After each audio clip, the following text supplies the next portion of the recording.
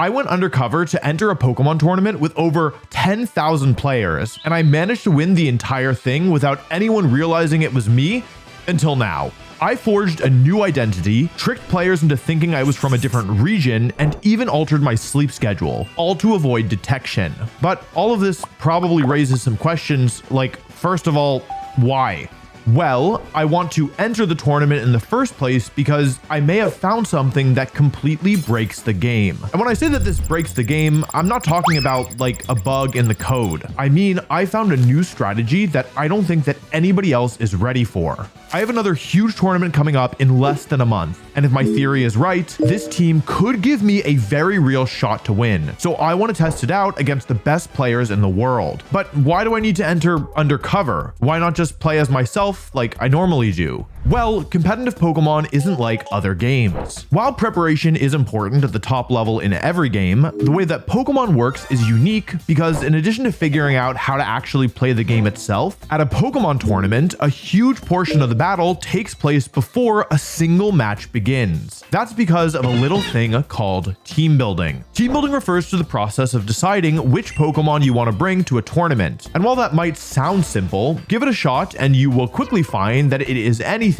but. There's over 1,000 Pokemon to choose from, but choosing the right 6 Pokemon isn't enough to guarantee that you'll beat even one other player at the tournament. You also have to find the right abilities, items, moves, Tera types, and stats. To explore all combinations thoroughly for even a single Pokemon would take months. And when you consider that the right option often depends not only on the other Pokemon on your team, but also on the Pokemon other players are using, there's something deeper there. When preparing for a tournament, a lot of the prep work involves figuring out how to beat the other teams that you expect to play against. But what happens when the team you're playing against is not only incredibly strong, but it's also one that you've never seen before? What if you've never even played anything similar? What if you didn't even think about this type of team when considering the Pokemon, moves, and items on your team? What can you do? Hopefully, nothing. I really don't want this team to be discovered. And that's because this team is special. I found a completely new way of using a Pokemon previously thought to be just okay. And in doing so, have not only unlocked its hidden potential, but also found an unthinkably strong Pokemon that my opponents just aren't preparing for. If I can manage to keep this hidden tech under wraps until my big tournament in Europe next month, I'll be able to play against opponents with neither game plans nor tools against a Pokemon I think could totally transform the game once it's let out of its cage. At this point, you are probably thinking,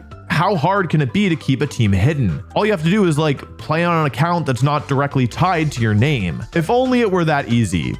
Because here's the thing, other players tend to get a little bit weird when it comes to finding out what team I'm bringing to a tournament. I've had my Facebook account hacked before, and I've even been doxxed as people tried to find out what Pokemon I'd be using ahead of a big event. Now, to be fair, it has been a while since anything this extreme has happened, but even nowadays, I still feel like there's this intense curiosity when it comes to finding out which Pokemon I'll be locking in. I actually found out last year that some players were analyzing what order the moves were placed in on a team in order to figure out if some unknown player was actually me, as I tend to always place moves like Protect and Fake Out in the same move slots. Coincidentally, this is also how I found out that I was doing this. Just to be crystal clear, I don't think that most players doing this have any kind of malicious intent or anything. Really, I think that they're just curious. And sometimes my teams get spread around without players even knowing that I'm the one who built them, just because they're strong. Sharing information is a natural part of the game. And while I absolutely do not condone stuff like doxing,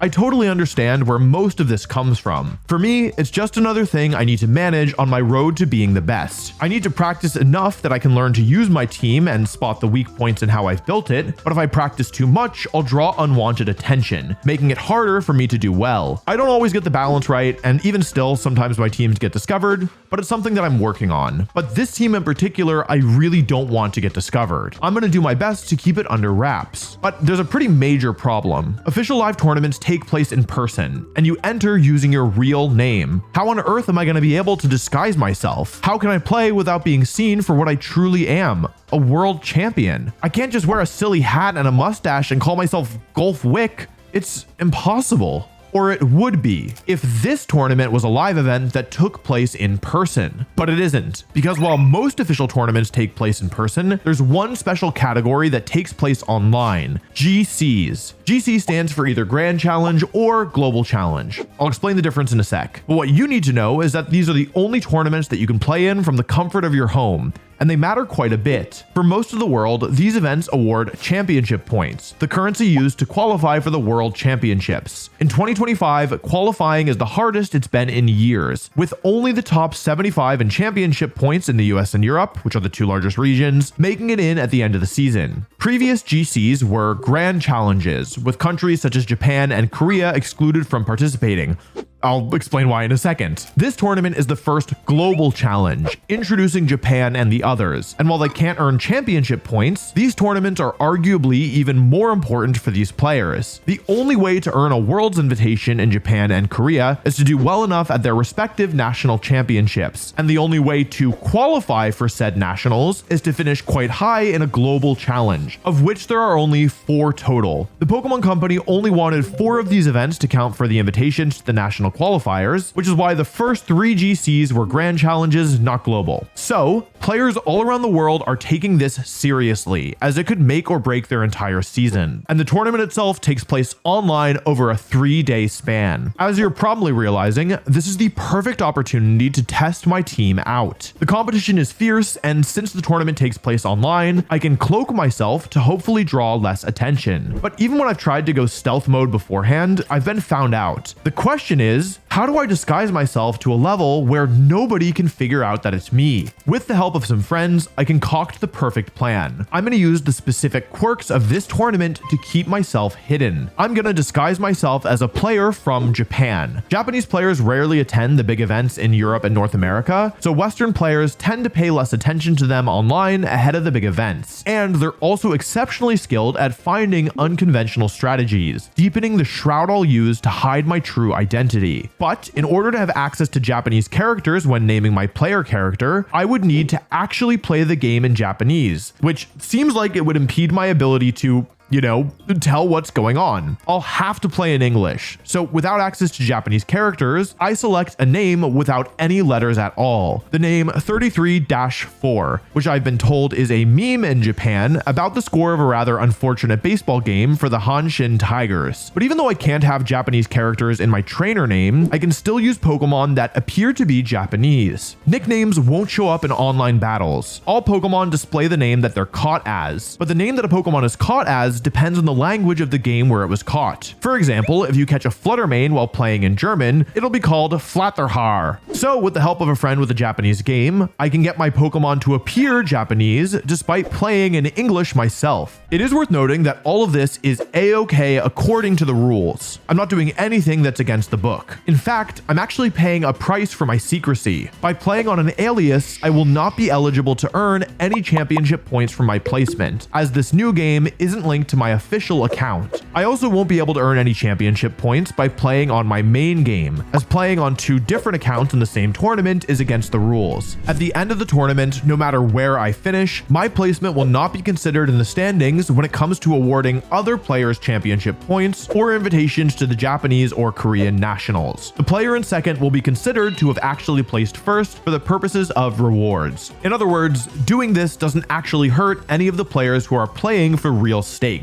And I'm okay giving up the championship points because I've already qualified for Worlds. Despite not knowing if I'm going to be in the top 75 at the end of the season, there are other ways that you can qualify directly for Worlds. If you haven't already, you should watch my video on Toronto Regionals. Otherwise, I'm going to spoil what happens. You're going to stay? All right. Last month, I won the Toronto Regional Championships with my favorite strategy of all time, Perish Trap. Winning a regional automatically qualifies me for the World Championships, regardless of how many championship points I earn. There have already been 3 grand challenges this season. The first one happened when I was at a wedding. The second one took place during the weekend where I was hosting not only the auction tournament, but also a Halloween party. And the third one was during my birthday weekend where I was celebrating with friends and unable to play on the final day of the tournament. I've really wanted to win one of these, but it just hasn't been possible given everything that's been going on. So for me, me, this isn't only about testing the team. It's also about proving to myself that I can stand up against the best in the world when I can actually devote the time to playing seriously. I'm playing for glory, and I want to win. Now, those of you who regularly watch this channel know that my team breakdowns are usually video-length sections unto themselves, waxing poetic about the nitty-gritty choices like the stat spreads and the team-specific synergies. We're not going to do that here. I think it'll be better served for the video I'll make on the European International Championships that I'm using this tournament to prepare for. The team might still change a little bit, so I don't want to give like a final report here. So here, I'll keep it simple. This team is about one Pokemon, the monster that I've hidden inside of Pandora's box, Coridon.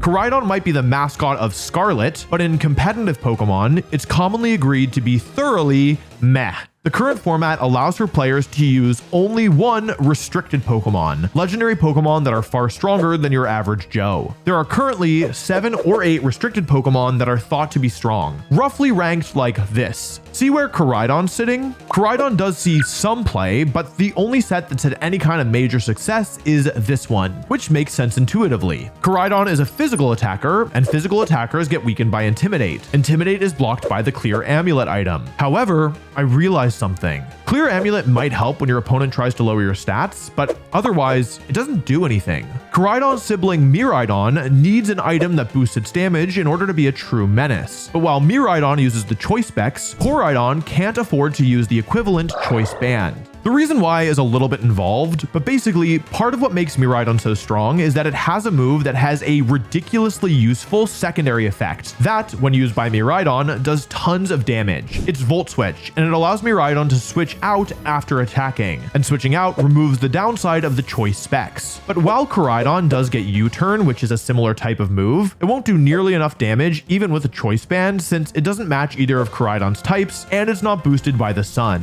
Coridon has to be able to switch moves. And this led me to look at the next strongest item available, the Life Orb. Life Orb will significantly boost Coridon's damage output at the cost of shortening its life. This is a good trade if Coridon is able to pick up one-hit KOs with it. But even with the Life Orb, Coridon was just barely not getting there against certain key threats, such as Miraidon and Kyogre. This is where most players would give up on this idea.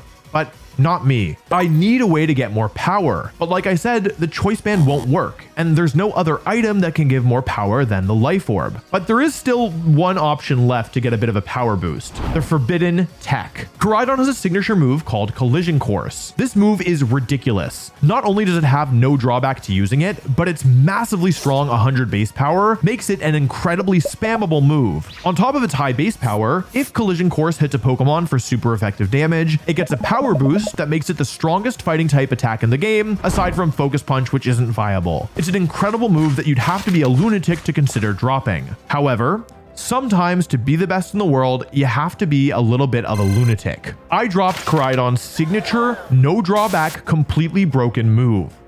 Why? Well, although Collision Course is broken, it's actually not Coridon's strongest fighting type move when it's not dealing super effective damage. At 100 base power, it is barely weaker than Close Combat's 120. But of course, Close Combat has a massive downside. After connecting, both of the user's defense stats are lowered. For a measly 20 base power more, the drawback just can't be worth it, especially when you consider that Collision Course is actually stronger when it's dealing super effective damage. And that's why nobody's considered using it before. However, combining this new item choice of Life Orb and this new move of Close Combat has led to one of the single strongest Pokemon that I've ever used. A Pokemon strong enough to one-shot Miraidon, Kyogre, Zamazenta, Calyrex Shadow, Terapagos, and even other Coridon. If you Terastallize, it one-hit KOs Grimmsnarl through Reflect. For context, the standard Coridon set will do about 2/3 of many of these Pokemon's health, but my Coridon is 56% stronger. The ability to one-shot nearly every restricted Pokemon in the game, oftentimes before they can even attack, immediately convinced me that I had something special here. But Coridon has a huge problem. No matter what you do, your matchup against Ice Rider teams is abysmal. Ice Ice Rider hits Coridon for super effective damage both in and out of its usual Terra of Fire, and most of them use a defensive Terra that resists Fire-type moves. Ice Rider can also take away Coridon's speed advantage with Trick Room, and it often runs partner Pokemon that really bully Coridon, such as Pelipper and Raging Bolt. At the World Championships, the single worst matchup of the top 7 restricted Pokemon was Coridon versus Ice Rider, with a horrifying 25% win rate. Life Orb and Close Combat aren't enough to KO Ice Rider if it terastallizes. How can I fix a matchup that's this skewed?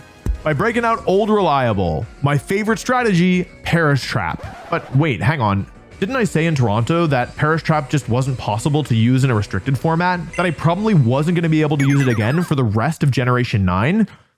Yeah, I did say that, and I believed it at the time too. But the problem with saying that is that it made me mad. I hate being told that I can't do something even when the person telling me is me. So I decided to give it a shot. I mean, it can't be that hard, right? I'm the best Perish Trap player of all time. I'm one of the only Perish Trap players of all time. Perish Trap is thought to be unusable in a format when Urshifu is around, because Urshifu hits through Protect, and Perish Trap really relies on Protect to win the game. But what if you didn't intend to win the whole game with the song? What if you only needed to use it to take out one specific freezing horse? Coridon can one-shot almost every Pokemon in the game, so if you take even 2 KOs with Perish Song, you can rely on Sandwich Bike to get you the rest of the way there. Perish Trap has 2 components: Perish Song, which causes all Pokemon that hear the song to faint in 3 turns unless they switch out, and Shadow Tag, which prevents the opponent from switching out. There's only one Shadow Tag user in the game, and it's a Pokemon I've got a lot of experience with: Gothitelle. Fake Out and Protect help to buy time as the Perish counter ticks down. Psychic ensures that you have a way to do damage, and for the last move, I've chosen Taunt. In the past, I've used Heal Pulse and Trick Room, but I like Taunt here to stop Incineroar from switching out with Parting Shot, Amoonguss from doing really anything, and Ice Rider from using Trick Room. Normally, I like Citrus Berry on Gothitelle, but since Ice Rider's Unnerve ability prevents my team from eating berries on the whole, I've gone with Leftovers instead. Terra Water allows me to resist Glacial Lance, as well as the strong Water-type moves coming from Kyogre and Urshifu. For Perish Song users, there's a few options, but 2 in particular stand out: Screamtail and Fluttermane. These 2 Pokemon have far better stats than the next available options. Let's talk about Screamtail first. It's very fast, has tremendous natural bulk, and most importantly,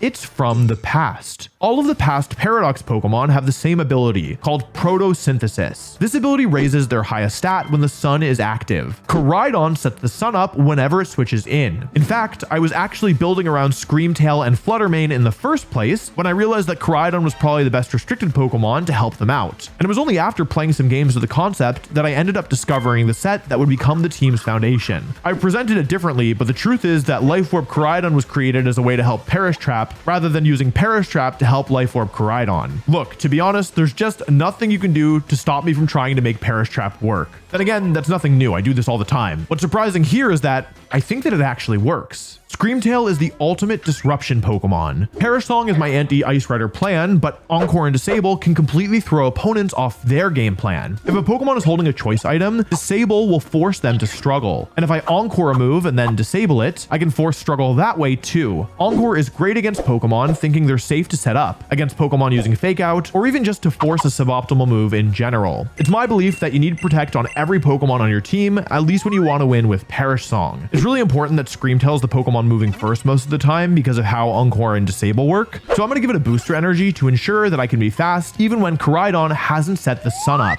Terra Ghost makes Screamtail immune to Fake Out, though truthfully it doesn't come up very often.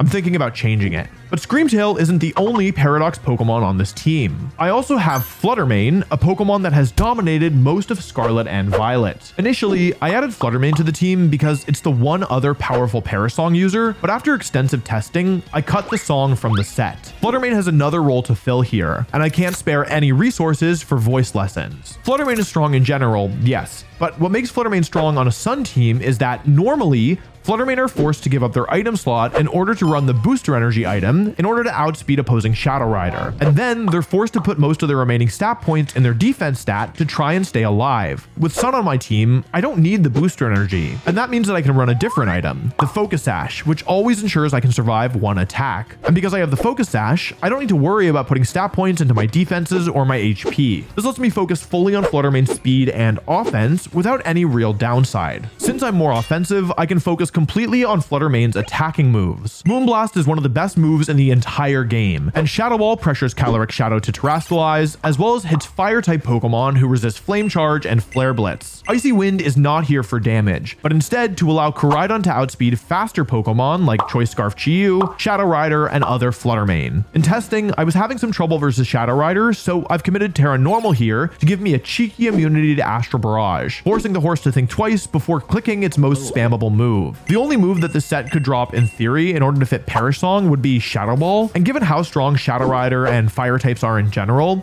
I just can't justify it. Screamtail will be doing all of its performances solo. With just 2 Pokemon left, I need some support. Right now, I have 2 separate modes. Screamtail, Gothitelle Coridon as most of a Perish Trap mode, and Fluttermane Coridon as a blow up the opponent mode. I need some Pokemon that can work on both. I start with Amoonguss. It's one of the best supporting Pokemon in the game. It gives me an immunity to Spore and Sleep Powder, and it provides excellent support for Coridon. With Close Combat, Flare Blitz, and Life Orb, my Coridon basically knocks itself out about half of the time, so stopping opponents from moving with Spore or keeping Coridon safe with Rage Powder is super clutch. While Pollen Puff could heal my team back up, I personally like Sludge Bomb more. I have some history with it, and there are a lot of defensive Pokemon on my team, so I'd like for each of them to have some way of doing at least respectable damage. With Sludge Bomb, ignoring Amoonguss becomes a huge risk in a way that Pollen Puff just can't emulate. Most Amoonguss use the Rocky Helmet item as a way to punish Urshifu, but truthfully, I've never liked the Rocky Helmet, so I'm gonna go with Mental Herb. Because I have so many support Pokemon, my team is really weak to Taunt, so having a Pokemon that can shake it off one time is a big deal. Lastly, I chose Terra Dark for my Terra type. While Fairy and Water are more common choices, I don't have a good answer right now for Psychic Terrain-centric Calyrex Shadow teams that can use the move Expanding Force to deal massive damage to both of my Pokemon. Giving Amoonguss a Psychic immunity turns an otherwise impossible matchup into a far more even one. With just 1 Pokemon left,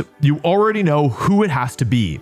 Incineroar, the best Pokemon of all time. It's a Pokemon that naturally resists Astral Barrage when half my team is weak to it. It's a fire type that can take advantage of Coridon Sun. It provides support for both modes of the team with Fake Out, Intimidate, and Parting Shot, and unfortunately, it is starting to become something of a signature Pokemon for me. My specific Incineroar is a little weird though. While Fake Out and Parting Shot are a given, the last 2 moves are extremely unusual. Typically, in the current format, every single Incineroar runs Knockoff. This is a way to one-shot opposing Shadow Rider, and it's just a really useful move in general because of how much utility you get from removing your opponent's items. With Knockoff in the 3rd slot, the final move is normally a supporting move. Will-O-Wisp and Taunt are the most common ones, but Helping Hand has seen some play as well. However, I want to use Protect in the support slot because this is a Perish Trap team, and that means that I can't afford Knockoff because Flare Blitz in the Sun does so much damage. I need Flare Blitz to smack Pokemon like Fluttermane, Chenpao, and Amoonguss, and Knockoff just can't get close when it comes to damage. For context, 97% of Incineroar at least are running Knockoff, but on this team specifically, Flare Blitz is better.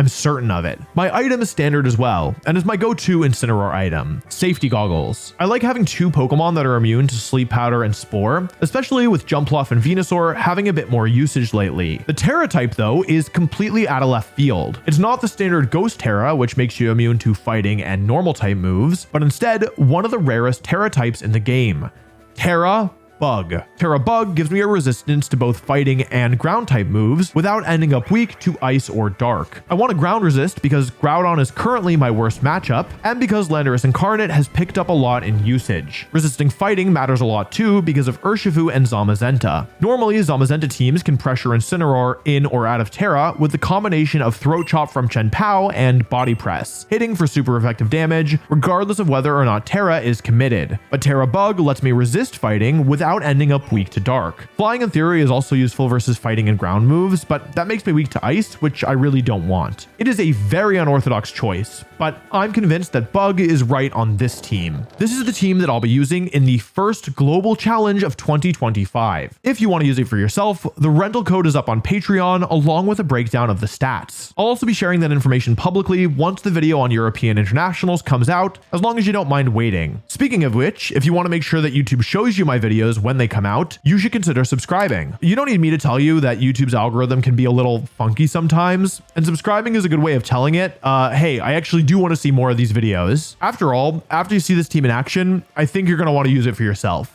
So I've explained the disguise, I've explained the team, but I haven't explained how to actually win this tournament yet. Online tournaments are weird. They use a different format than the ones that take place in person. Unlike live events that play out over the course of 16 rounds, each using the 2 out of 3 format, online tournaments have their own unique structure. This type of tournament is a ladder tournament. Everyone starts with the same rating of 1500. Winning games causes your rating to go up, while losing causes it to go down. You get more points the higher your opponent was relative to where you were, but you'll lose more the further below you they are. This type of tournament has an inherent flaw. If the goal is just to get points, players who have the time to just grind game after game have a huge advantage, which is why there's a limit to how many games you can play. Each day, competitors unlock 15 games. The games will roll over, so if you play 10 games on the first day, you'll have 20 the second day, but you can't go over your total limit of 45. This means that every loss matters a lot, as you not only have to win once to make up the points that you just lost, but again to actually begin climbing. But in this tournament, there's another factor that I need to consider. Not only how many games I play each day, but also when I play them. Because a very real factor in this tournament is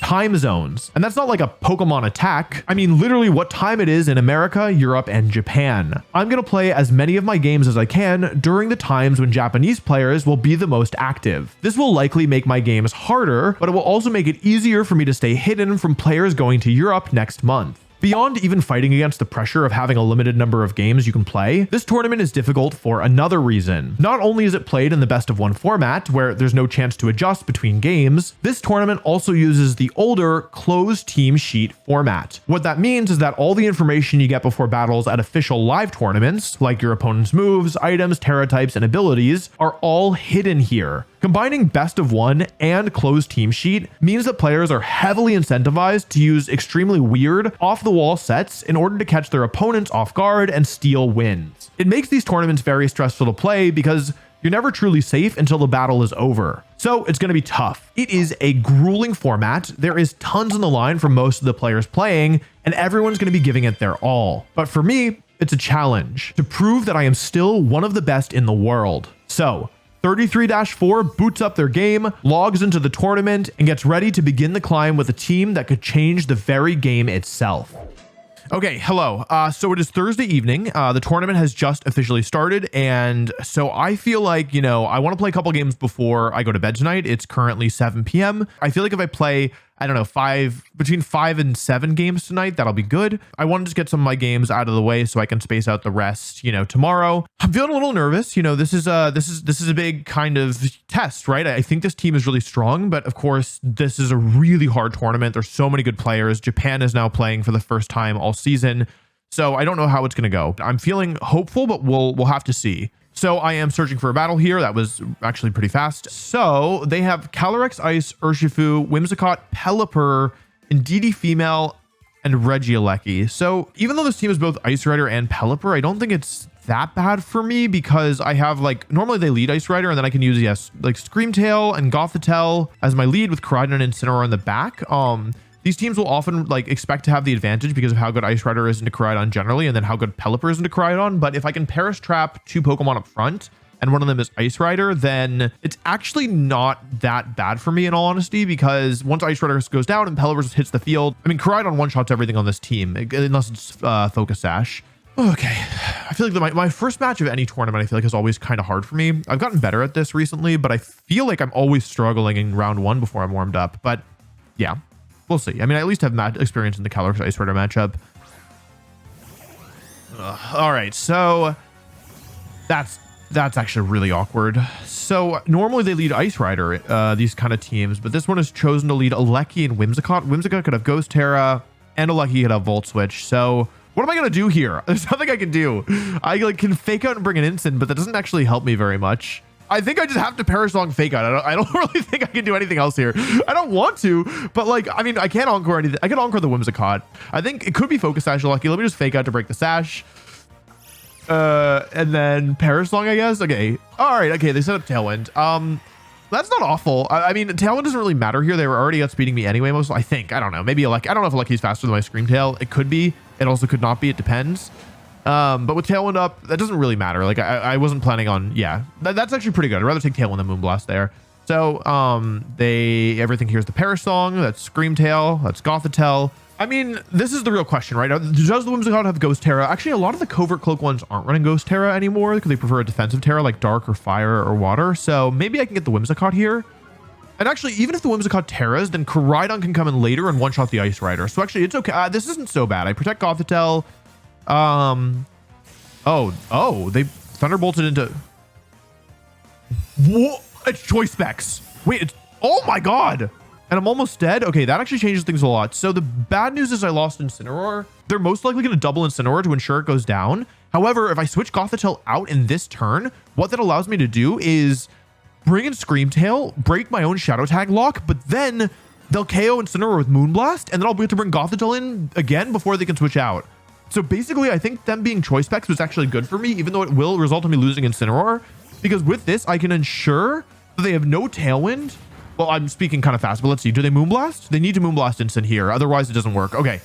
That was really risky. If they had just gone for like, I don't know, Encore or Moonblast into the other slot, they would have left me on the field with Incineroar, and then they would have been able to switch out of Shadow Tag. But now they KO Incineroar in the same turn I switch Gothitelle out. I've removed the Shadow Tag from the field. I bring it back in before they can switch out, and I cleanse both my Pokemon of the Perish counter.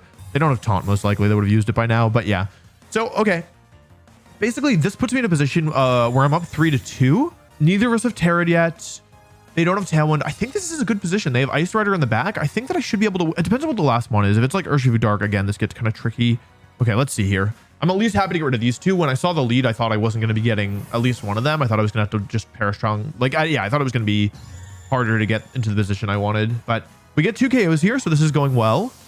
I just need to wait to Perish Strong and then stall for 4 more turns. Tailwind ends. Honestly, this is solid. It has to be Pelipper. Ice Rider, that's what we expected. I could have pretended that I could read that because I could have guessed that it was Pelipper, but I chose not to. Because I don't know. I didn't want to do that. Anyway, it's Pelipper. So, okay. This is kind of tricky, right? Because I have Coridon in the back. I think I can stack Coridon here and Perish Song and then one with Terra Water Goth. Because I'm worried that if I... Maybe I didn't need to do... I don't think I needed to do this in hindsight. I think I perhaps made a little mistakey, but it should be okay. Because as long as Screamtail survives the turn, I can Encore the Ice Rider into Glacial Lance. And then from there, they can't break Terra Water Gothitelle, I think, even at +1 defense, because I have the leftovers and Fake Out available. Maybe they're afraid of Terra Dark Foul Play. Okay, Ice Rider into... Oh. Wait. Okay, it's fine. Screamtail will still survive this, so now I can Fake Out the... Okay, it's fine. I Perish Song, and then... Okay, Coridon goes down. Screamtail survives. Gothitelle in. Fake Out the Ice Rider. Encore the Pelipper. Terra Water. Encore. Doesn't matter, and then Protect to win the game.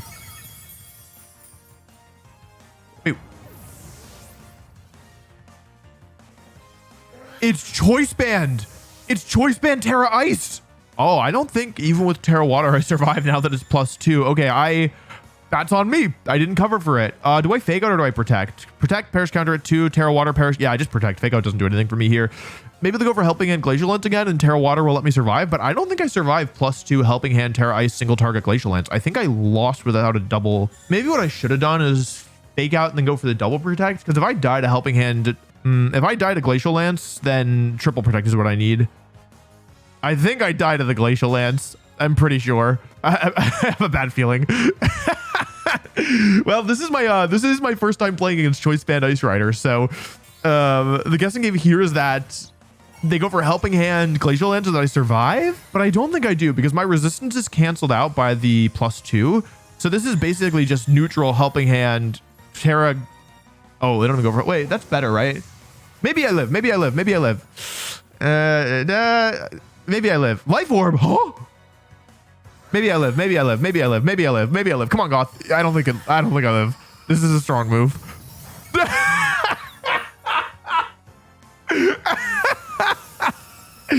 You know what?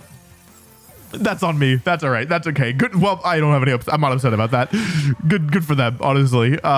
They actually just boomed me. Oh God. Okay. This is very similar to the Snow team, which is Snow is a Japanese player. who yeah, won an online tournament, a Victory Road tournament. In general, this kind of goes against my best principles with the team. I don't like leading these two Pokemon and having both Incineroar and Amoonguss in the back. If anything happens to my lead mons, then I am just really lacking on offense. However, in this specific matchup, I mean, Incineroar one-shots Rillaboom, Chenpao, Amoonguss, and in the Sun, Fluttermane. I want to make sure I can deal with the Chi-Yu, who is probably Choice Scarf realistically.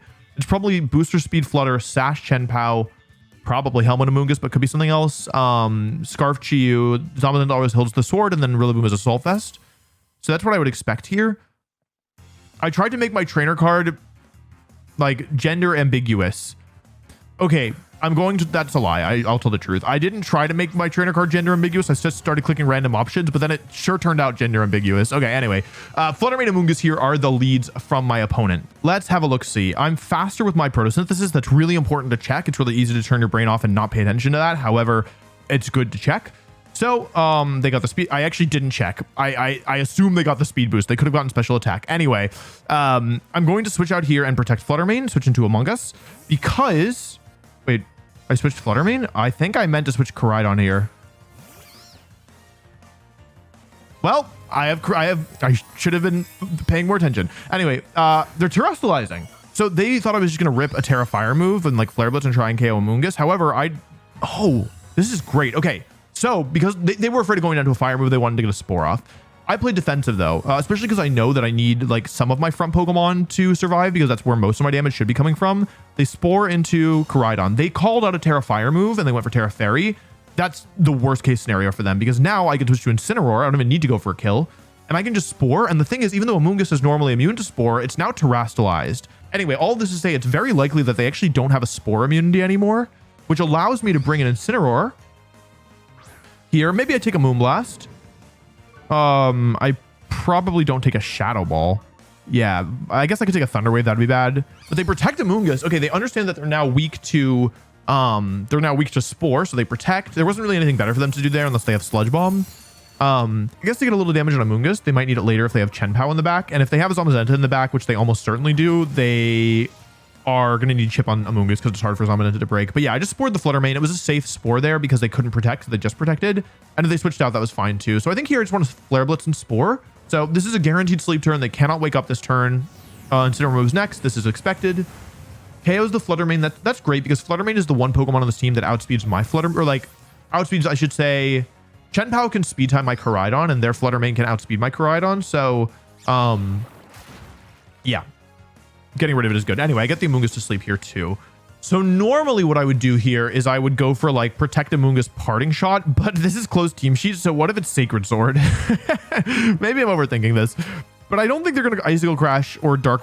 I guess they could Dark Move into Sin. They already Terra'd, so my Coridon can one-shot their Zamazenta now. And so given that, I think that I like just need to preserve Incineroar to make sure that Chenpao doesn't cause me too many problems, because then Incineroar plus Coridon should be pretty strong. Let's see here. As Chenpao goes for Protect. Okay, that's great, because what I was worried about here was taking a big hit. That more or less confirms they don't have Sacred Sword, because if they had Sacred Sword, they would have used it there to try and pick up a surprise KO, most likely calling my Amoonguss to Protect. Let's see if their Amoonguss wakes up. It is possible. Wait, is it possible? No, this is the first turn of sleep, right? I should have been writing this down. Anyway, Amoonguss stays asleep. This is opening my Fluttermane up to getting Spored. However, even if I get Spored here, I think I have enough resources to work around it. They also might not wake up. It's only a 1 in 3 chance that they wake up in the first place. And if they were going to wake up, they were going to go for Rage Powder, it looks like, or maybe Protect to protect their Chenpao from Moonblast. So all in all, I think totally solid. Here's the Moonblast, drops Chenpao to Sash. That's good to confirm. I mean, that's what we expected. And there should be Icicle Crash into Incin, who only takes 22 damage. Is that it? No, 32 damage. Even still, I'm actually not even in range of 2 more. I lose Photosynthesis though, so this could be just Speed Tie now. So here's Protect. Okay, Protect. So this also could be Adamant Chenpao. It might not be plus speed. It might be plus attack. In which case, I don't even need to bring Coridon in. They actually go for either... That was probably Protect, right? Because there's no reason to Rage Powder here. So I guess I got kind of lucky. I didn't get that lucky. Like, it shouldn't mattered that much. I could go into Coridon here, but I kind of want to go into Amoonguss to Spore their Amoonguss again. So they do wake up here. They go for... It's got to be Rage Powder. Yeah, Rage Powder. So Spore would have maybe been better. It depends on who moves first between Fluttermane and Amoonguss. Sorry, Fluttermane and Chenpao. But I also didn't want to get Icicle Crash flinched here. So I think this is a great play that is just safer. They go for Icicle Crash, but do they miss? Okay, that was lucky, but I wasn't going down here anyway. And yeah, the real question was if Icy Wind connected. Honestly, like, it definitely is nice, but it didn't really matter. I haven't even terastallized this battle yet. I am up 4-2 at the end of this. Yeah, like, Amoonguss doesn't go down to that because of the Intimidate from Incineroar. So this has got to be Zamazenta, right? Anyway, yeah, it was nice, but it wasn't needed. What's the safest play here? I think I could just switch to Instant and Spore, right? Has my Coridon attacked at all in these games? I don't believe so. I do not believe Coridon has attacked yet. Well, I don't need it to, apparently. Amoonguss is the carry. Body Press comes out, but it's into Amoonguss. That does a lot. That does a lot, yeah. And they Sludge Bomb as well. So that also confirms that they are faster than me, even after the Icy Wind. So that's not unexpected because of how the speeds work out. But I Spore the Zamazenta here. I guess Parting Shot, Rage Powder covers for everything. Covers for Protect. Okay, they forfeit. Okay, cool. So we bounce back. Very nice. I'm basically back where I started, but I've spent 2 games. That might seem like it's fine, but you only have 15 games per day. So every loss actually ends up mattering a lot. Basically, 1 loss means you have to win 2 games to make up for it. Sometimes even like a little bit more, like 2 and a little, like, you know, 2.1 or 2.2. I hate this personally. I personally hate this. But I think because of this Chi-Yu, I kind of feel pressured to lead Fluttermane Coridon here. Incineroar's not great. Incineroar's good into Venusaur, an Iron Crown, and I guess Indeedee, but it's really, really bad into the others. And the Venusaur could have, it has Psychic Terrain protection, so, and Indeedee is probably Rocky Helmet, right? Oh, that's not good. That's not good. That's not good. Okay, Venusaur is a Pokemon that I actually haven't even played against in this format. But I just gave it the Sun. Okay. If I had Incineroar, I'd have a really good switch here. But the problem is Venusaur can go for Sleep Powder and Indeedee can go for Psychic into the slot. Into the Coridon slot, and like assuming it's Sash Venusaur, I guess I could also Indeedee could also follow me if it's not. That's okay. It's Psychic Seed, not Rocky Helmet. That makes it harder to break. Yeah, and I'm just like I could protect Fluttermane here, but I think they want to Sleep Powder into the Coridon slot, especially with special defense boosting Indeedee. Oh, that could be bad. Oh, please protect, please protect, please protect. Ah. Oh God. Maybe they went into. The problem is if I take a Psychic, it actually is going to hit really hard. Even though it's not going to, he's not a very strong Pokemon, it's still Psychic Terrain super effect. Oh, thank God. Okay, honestly, I just got bailed. I got bailed. Okay, I can just Spore Indeedee safely. Venusaur sometimes are on the Covert Cloak item. However, if they have Covert Cloak, they probably don't need Protect. So running Protect basically implies explicitly that it has Focus Sash, or at least a damaging idea. It could be like Life Orb or something. That to me implies that it's Focus Sash. A lot of these tournaments are working around inferences. So I protect Fluttermane, who is actually faster than Venusaur in the Sun. I block the Sleep Powder. That's a second move confirmed from Venusaur, so we assume Sludge Bomb and Grass move is the last. They go for Alluring Voice again. This is most likely trying to break Fluttermane's Sash, but it doesn't work. And I get to Spore into Indeedee, who takes 0 turns of sleep so far. So here, I cannot protect Fluttermane from falling asleep because I don't have Incineroar in the back. So I think what I have to do here is just try and take out the Venusaur. What I can do is I can go for Sludge Bomb and Icy Wind. This also covers, like, I guess they could switch Indeedee out here too. But if either way, I'm not calling that. Yeah, so they don't protect Venusaur. They could have protected Venusaur and started waiting to wake up, but they chose not to, which I agree with because, yeah, if I double Indeedee and they protect, they're in bad shape. That did a lot. That did way. Oh, okay. All right, that makes sense. Okay, so I crit Venusaur. That's definitely in range of another. It's not in range of 1 Sludge Bomb, but it will be in range of 2. No Sleep Powder. They don't want to risk missing. Do I get poisoned? Doesn't even do half. Let's go Fluttermane. Yeah, that's how I could lose. I'm just gonna Icy Wind. Like, like, of course I know the Venusaur is, yeah, not. Oh, if this is Coridon, then I could have Moonblasted, but there's no way. Okay. Oh, they brought Iron Crown. Truthfully, I expected this was gonna be more for like a Miraidon matchup rather than the Coridon one, but I guess it makes sense because it's like an Expanding Force Psychic type. Speed Booster. Okay, this is actually nice because even though I'm not doing any damage, removing the Speed Boost means that like the Iron Crown will now never outspeed my Coridon because it won't be able. It's a future mon, so it gets the boost from Electric Terrain, not from the Sun. Did this thing wake up yet? I wasn't paying attention. Okay. Of course, if they protect, it could be a little awkward, but even still, I'm so specially bulky, and Alluring Voice is so weak. 3 turns of sleep, so that was likely. It was Follow Me or Helping Hand, but regardless, I'm not upset that it failed. Because now this is gotta be Expanding Force. Yeah, they go for Expanding Force. Doesn't work into Fluttermane. Amoonguss is totally immune. This is the power of Dark Terra Amoonguss. It's not a normal Terra on Amoonguss, but against Expanding Force-based teams, which are normally Shadow Rider, but in this case is Iron Crown Coridon, I guess. Anyway, that's a huge sleep because putting this thing out of commission is a big deal. The sun fades. This actually doesn't hurt me at all. The only thing worth noting about this is that, oh, the terrain is gone as well. The only thing worth noting about this is that I was like considering stalling out the sun to hurt their Coridon. That was really smart play. They recognized they were guaranteed to wake up and then I was probably sporing that slot. And they Terra to turn off the Shadow Ball weakness. So really, really good play from my opponent there. They're covering both my options there. They are Terra ground, okay? I did nothing. This thing is tanky, huh? What? Huh? Spore fails. Okay, that's fine. You're switching Crown out. This could be Indeedee again to get the positioning, although it doesn't really help because... Oh, it's Coridon. I guess if I'd spored, I was never going to spore there. I was always going to Rage Powder. I couldn't risk it. Especially because we know Venusaur has Protect. If we didn't know it had Protect, then we could do one thing like in Spore. But yeah, this is better. Its Pulse is Frenzying. Shouldn't have said that. Rage Powder is going to not do anything here because it's only a Grass type. So, but if Icy Wind connects, and it does, go Flutter Mane. This is going to do good damage too. That damage might not look like a ton. Oh, it's not Clear Amulet. Normally, if they're not Clear Amulet, they're Choice Band. That's what I've learned. The Icy Wind damage might not look like a ton, but with that it's actually doing that much means that this Coridon is now in close combat range, which is really big. Indeedee comes out. Follow me. Okay. Even if they aren't Choice Band here. Oh, it died. Oh. They need to... Actually, Flame Charge doesn't save them here. Oh, okay. Bye-bye, Amoonguss. So sometimes your own Pokemon getting knocked out is good. And in this case, this is actually just game winning for me, I think. No, definitely. They've already Terastallized. Iron Crown is slower than Coridon, is in range of close combat. Their Coridon is slower than Flutter Mane, is in range of Moonblast. So if they have a way around this, then I do not see it. Yeah, okay. Moonblast comes out. I'm the fastest Pokemon on the field. And actually at this point, even if I somehow made a mistake in the... There's no way it can outspeed. I already burned the booster energy. There's nothing. And there's no way it can survive. This is like the strongest move. Close combat comes out.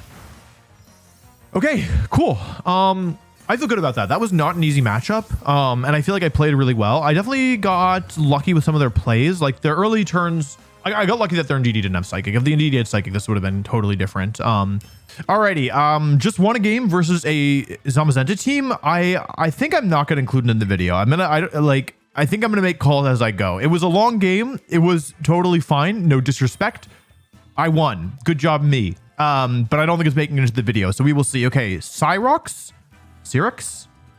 Terapagos. Ooh, okay. So I think that my Terapagos matchup is maybe illegal. It's not that it's impossible to lose for me, but especially in closed team sheet without like them having access to information, I always bring Screamtail, Goth, Incineroar, and normally Coridon in some order. I typically like to do like this, Goth, Incin, Coridon, Screamtail. The main threat is the Flutter Mane. The Flutter Mane can switch out. It can potentially have Thunder Wave. It can have Taunt.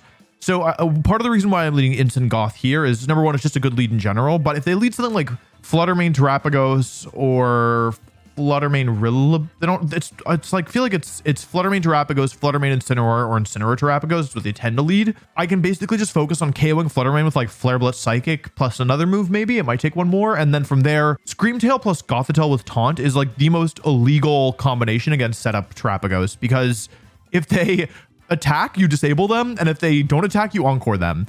And they can't switch out, and you can force them to attack with Taunt, and then you can also Perish Song them, so you don't need to worry about like stupid Terra Shell or anything like that. So let's see. If they don't lead with Flutter Mane, then all right, never mind. But this is okay. Flutter Mane Terapagos is like, it's honestly totally fine unless this is Specs Terapagos, in which case, in a worst case scenario, they could kind of burst down my Goth with like Moonblast Terra Starstorm. Is that what it's called? Yeah. The turtle activates, goes from I think Alpharad calls the Alpharad, or maybe it's Jaden. One of them calls the baby form the merch form, which I think is really funny, or the plushie form. Anyway, now it's in the battle form. Flutterhaar. Which language is this? German? I don't know. And Flutter Mane's not protecting here. Yeah, okay. Oh, okay. That's actually ideal. This is probably just Moonblast into one of the slots. Probably. That could have been either. Actually did a lot. I did more than I thought it was gonna. I need to run Calcs at some point because I feel like Incin, I thought it would take... Maybe this is like really offensive. I didn't do very much. That's Psychic. That did a lot. This might not kill. Okay, I think this might be offensive Flutter Mane because I I didn't think that was going to KO. I think that was an offensive Flutter Mane because it did more with Moonblast than I expected, and then it also went down when I don't think it should have. But this basically is fine unless they knock off my Gothitelle, and even then it's still okay. The question is, like, a lot of Terapagos have stopped running a coverage move and instead of running Substitute, and those Terapagos, like, they lose to Disable basically. So let's say ideally we see Fake Out here. Okay, so my move didn't matter at all. I'm happy actually. Okay, Substitute comes out. That's, even though I've only taken 1 KO and I've lost a lot of Incineroar's health, I think this game might legitimately just be like completely over. So here's Encore no Terra. It makes sense from the Incin because, yeah, like without it, Terapagos just really struggles. Also, if they did go for a Terra on Incin, I could actually Terra Scream Tail and become fully immune to Terapagos. Since it does sub, I did a lot. Substitute Terapagos only ever run Terra Starstorm. It's almost always Protect, Calm Mind, Sub, Terra Starstorm. And so with Taunt, now it's only Terra Starstorm that they have access to. Incineroar is forced to use Fake Out again. And here we can see kind of how the gears are kind of turning here as Terapagos is healing. Yes, it is healing, but it's now taunted, which means no Protect, no Calm Mind, no Substitute, meaning it only has access to Terra Starstorm. I want to taunt the Incineroar eventually, but I don't want to do it just yet because I want to make sure that like the taunt lasts as long as possible, and taunting this turn does nothing. So I can just disable here. Terapagos has no more moves it can use. Between taunt and disable, there's nothing it can do. As you can see there, they might, like, of course it's possible they have Earth Power, but it's so unlikely at this point. Psychic comes out. This probably won't break the shell or the sub.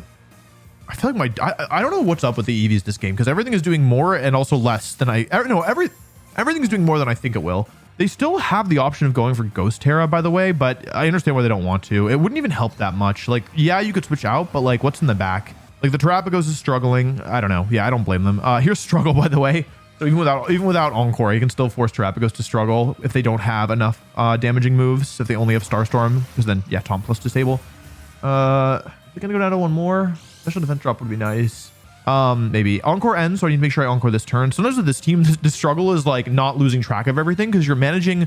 Like, even here, I'm managing Encore, Disable, Taunt, and Perish Song all at once. If I was a robot, then yeah, this would be no problem. But I'm not a robot, so it's a lot to keep track of. And the different turn like counters all being desynchronized. Like, I think Terapagos' Taunt might end this turn. Might also go down here. If Terapagos goes down, by the way, the Perish counter on Instinct can't be cleansed. So I think I should just win. I think Psychic's going to KO. I've been wrong about everything else so far. All right, I got that one right. I think I just don't know how much damage Gothitelle is going to do. Okay, Terapagos goes down. So now I should have, with Instant locked into Fake Out and 2 turns left of the Perish on everything, I think this is over. Yeah, I don't see here. Like, yeah, like get the Fake Out pressure, cleanse the Perish counter. Yeah, they forfeit. GG. Yeah, I mean, the Terapagos matchup is just completely insane. So, okay, I forgot to click record. I'm here now. I'm playing against another Terapagos team. This one is weird, though. It's not the standard version at all. It has Sableye, which is a Pokemon I've almost never played against in this format. Garganackle, Minecraft Donkey Kong. Also Landorus Incarnate, who is a strong Pokemon, but like I don't really know what it's doing here.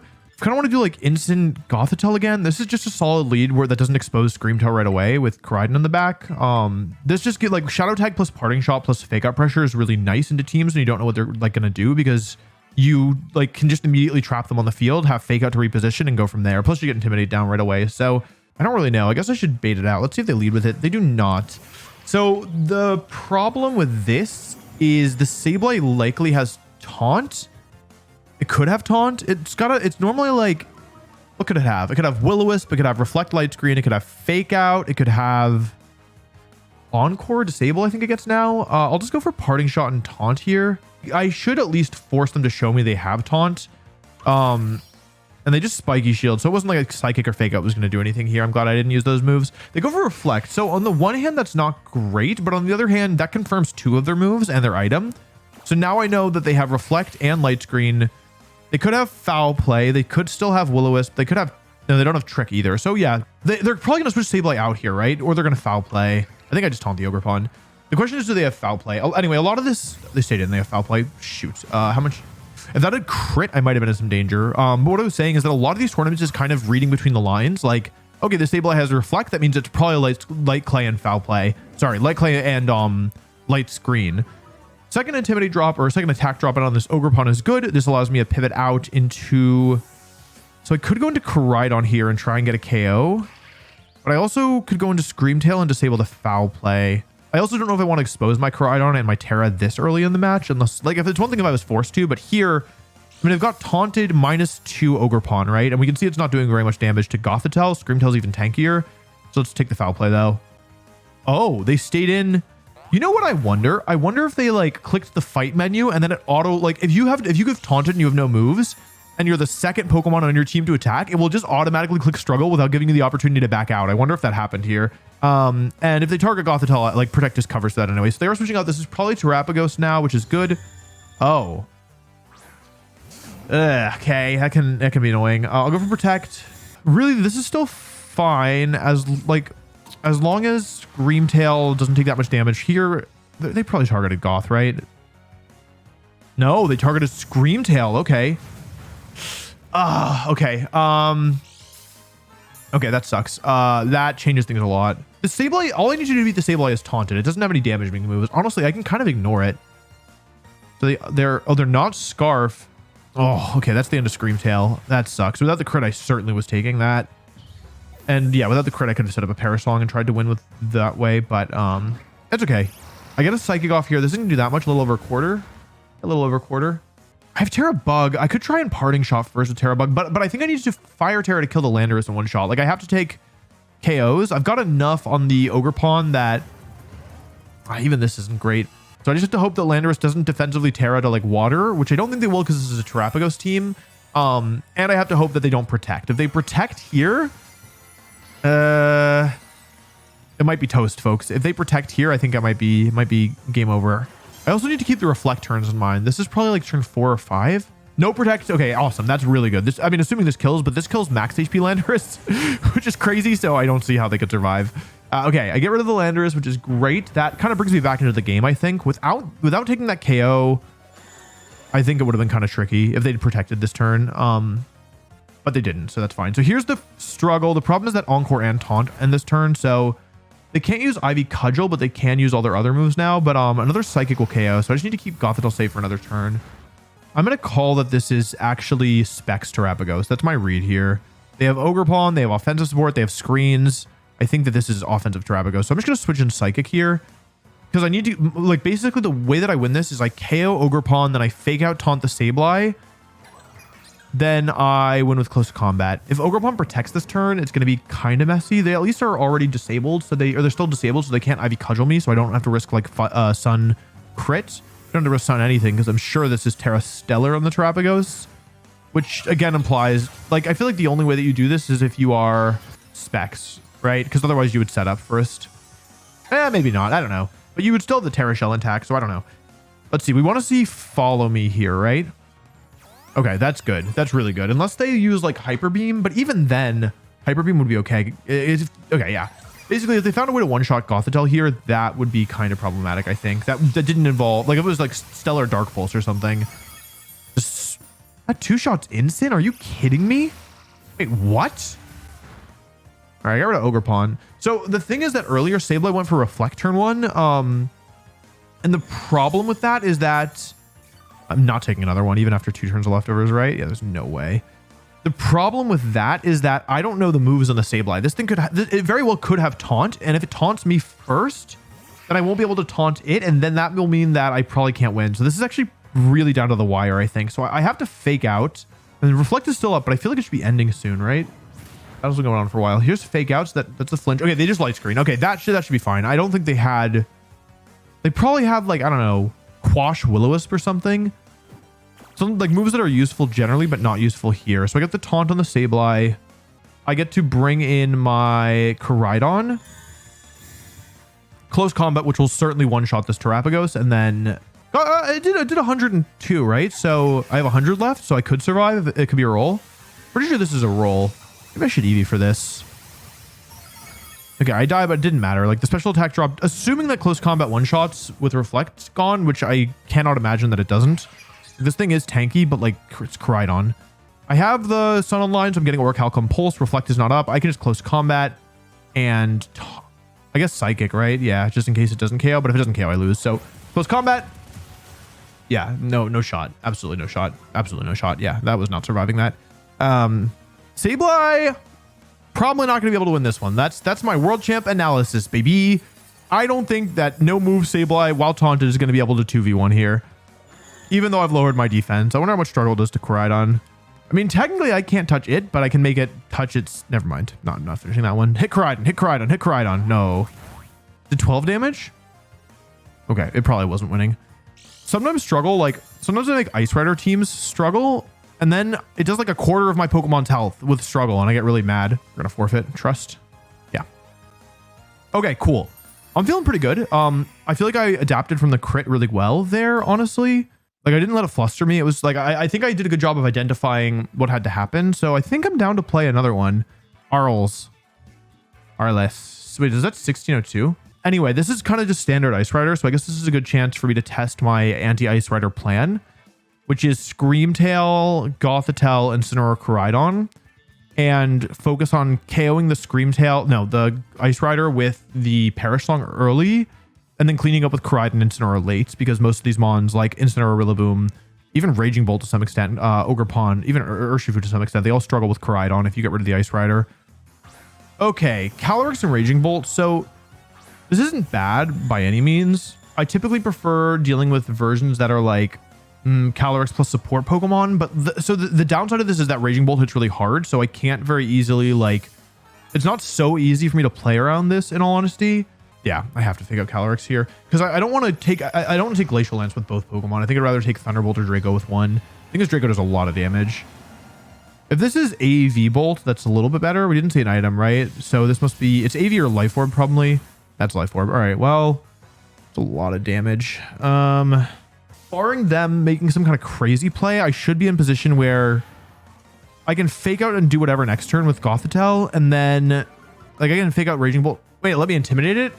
Is it another choice? If this is another choice band one, I'm gonna be so pissed. Is this another choice band, Calyrex? Oh, Draco. Okay, that's good. I was worried about Thunderbolt into Screamtail, but I guess they were worried about Disable. So switching moves is the right move. That was the right move. Oh, and Crunch. It's got to be choice band, right? Or am I just like conditioned because I played the choice band one already? But what one can afford to run Crunch? Do I need to Terra Gothitelle here? I actually might, because otherwise I might die to the Crunch. Oops. I don't want to risk it. I don't want to risk it. I'm just gonna fake out Taunt. I'll trade my Terra for 2 KOs. That's fine, because I didn't even take any other damage, right? I don't think I even took any other damage. I think Screamtail's at full. So trading Gothitelle, like, this kind of Perish Trap plays very differently than the ones that I'm used to, because normally in Perish Trap, you're trying to save as many pieces as you can. With this kind of Perish Trap, it's often just about understanding which Pokemon you can afford to let go down. So I'll fake out the Bolt here, which is the bigger threat. And I'm just going to Taunt. Gothitelle doesn't really have anything to do here. It's really just hanging around to make sure it doesn't go down. But here I want to go for Taunt because I want to make sure that Trick Room doesn't go up, because I want my back Pokemon are fast, so I don't want them to deal with Trick Room. I just went for Glacial Lens, so in the end I didn't need the Terra, although this did cover for a crit, which is good. Wait, they went for, they're not even Choice Band. Why do they have Crunch? And what's their item? Wait, they're not Choice Band, they're not Clear Amulet, and they have Crunch. They could be Assault Vest. Do you think they're Assault Vest? That would make sense. Let's protect both. So I'm basically allowing Gothitelle to go down and my Terra along with it in exchange for 2 KOs and Incineroar still being pretty healthy. They go for Thunderbolt into Goth and then probably Glacial Lance, right? Yeah. So this game isn't over yet. However, killing the restricted Pokemon without needing to expose my own and still having a Pokemon lead with Parasong active does apply a lot of pressure. So I think that is in my favor here. I am going to leave up Gothitelle here, but it was damaged anyway, so it's fine. So Gothitelle goes down. That's the end of my Terra. Ice Rider is going to go down here. And the question is what's in the back. Oh, right. Ogerpon Rock. I think I should be... They haven't even Terra'd yet, though. I mean, they can't KO me with... They can't prevent Perish Song and KO me, right? I don't even know if...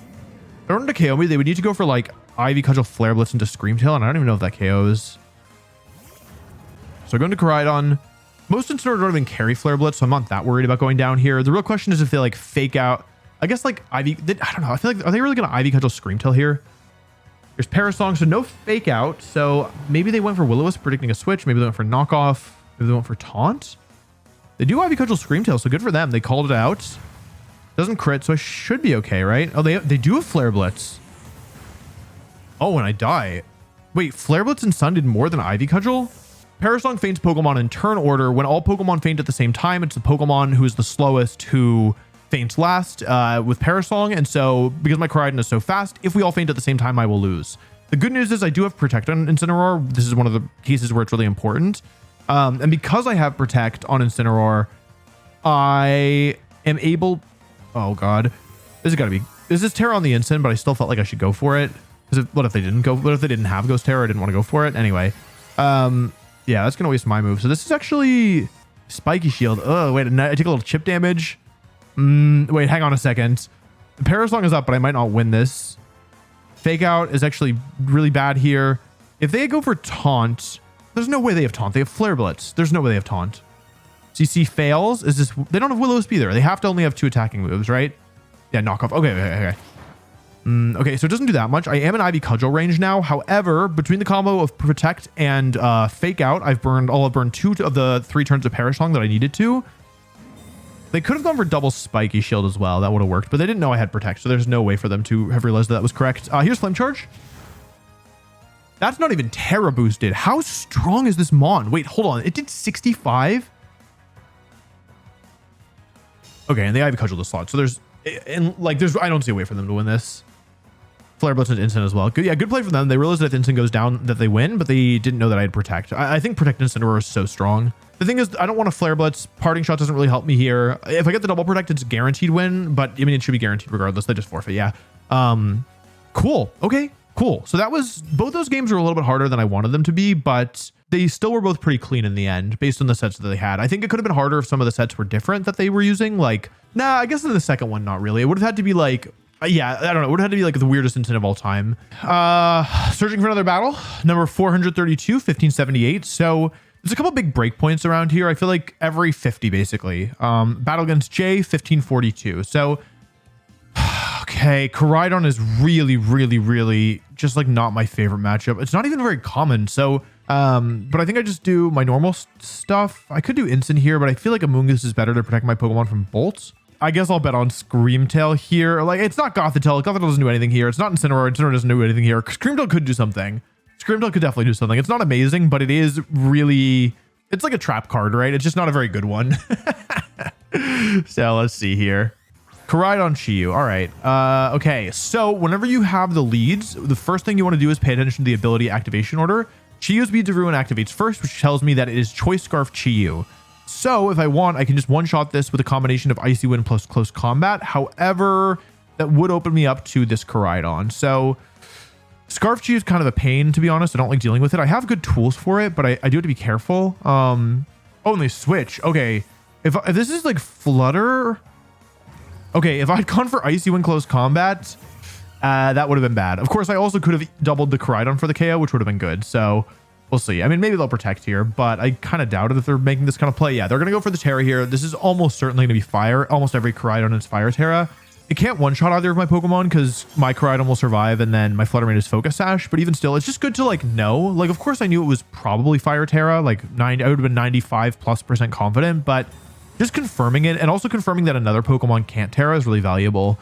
The thing is here, though, they do go for Flame Charge. The thing is here... I have a choice because the Fluttermane in theory could protect itself blocking a double up, which would mean I could double their partner for the KO. If Fluttermane protects here, it's pretty bad for me. However, some of the Fluttermane on this like style of team don't even run Protect. Like they always have Moonblast, they always have Icy Wind. Some of them run like Thunder Wave, Taunt, Sunny Day. Occasionally run even other weird moves as well. Like mine has Shadow Wall that's not super standard actually. So I'm willing to bet that either they don't protect or yeah, they didn't protect. And so now I get to go for Icy Wind Flame Charge. This also beats other like Focus Sash Fluttermane. This may have been a speed tie. Oh, and it is Clear Amulet. This might have been a speed tie, but my experience is that typically it actually isn't a speed tie. Most of them are running some bulk in my experience, but yeah.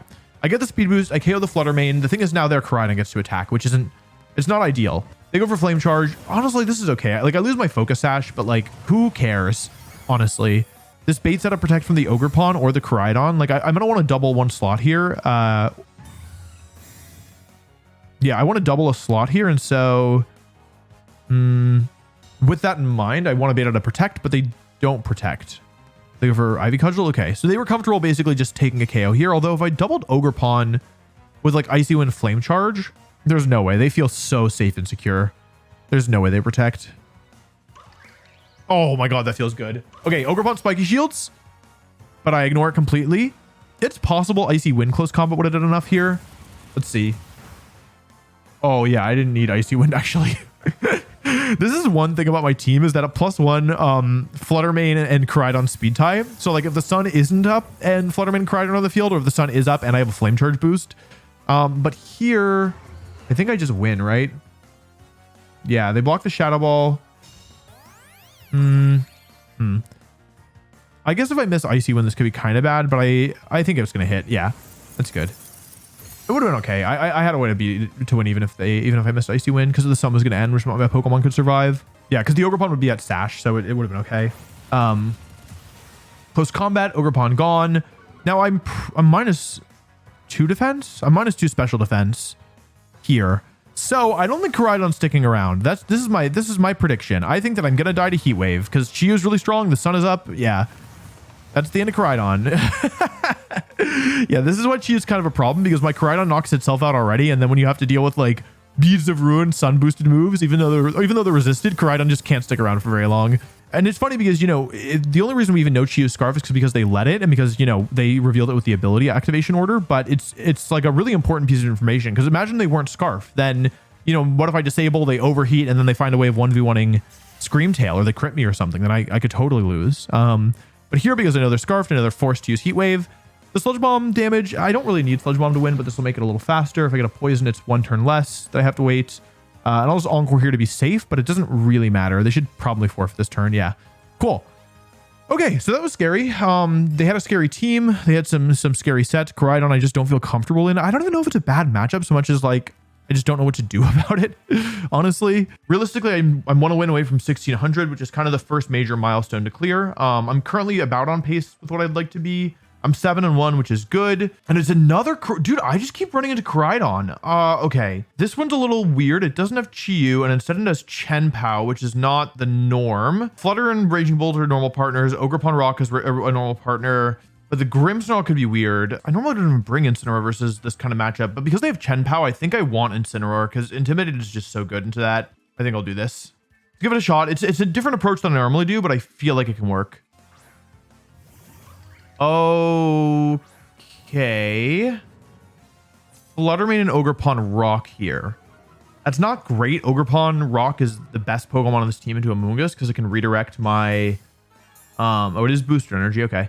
It can redirect my Spore, which is kind of a problem. It is one of the main like things I need to watch out for, because yeah, it's the fastest Pokemon on the team. They just protect Fluttermane, so this is probably just a double protect, which is actually pretty not ideal here, because I take some damage on Instant, but also I don't gain any ground. I do think it would have been pretty risky to switch in Fluttermane here, though, to be honest. Yeah, I don't think I could have done that without... I couldn't have switched in Coridon in case they Moonblasted, so I don't feel like I made a bad play, but it didn't go well. Question is, are they going to follow me? Because if they don't, I gain a ton here. They just follow me. Okay. I'm not... I'm kind of falling to the level 0 plays. Like, they're just making the obvious move, and I'm just walking into it. That's okay. Icy Wind isn't going to do that much damage. I can heal this off by switching. It doesn't do that much. I'm so especially bulky. Now, though, my Incineroar is kind of vulny, right? That's kind of super vulnerable. I got no... I mean, it's been 2 turns, and I've taken damage. I haven't done anything. I can't leave Incineroar in. The thing is, like, if they're going to Ivy Cudgel, then I want to bring in my Coridon. But if they're going to... Like, they could Moonblast, right? I can't switch. I'm going to go for Sludge Bomb Parting Shot. I cannot justify a switch here. My back Pokemon are more important than my front Pokemon here. Okay, Fluttermane switches. So that means I don't lose them on here, which is great. And they probably aren't... They're not going to Spiky. They're going to follow me. Because if they were to Spiky Shield and I Spored again, then they would just get their Coridon slept. I do have to deal with Coridon now, though, which is not super pog. Sun is active, so I got to keep an eye on those turns. I'll go for Parting Shots.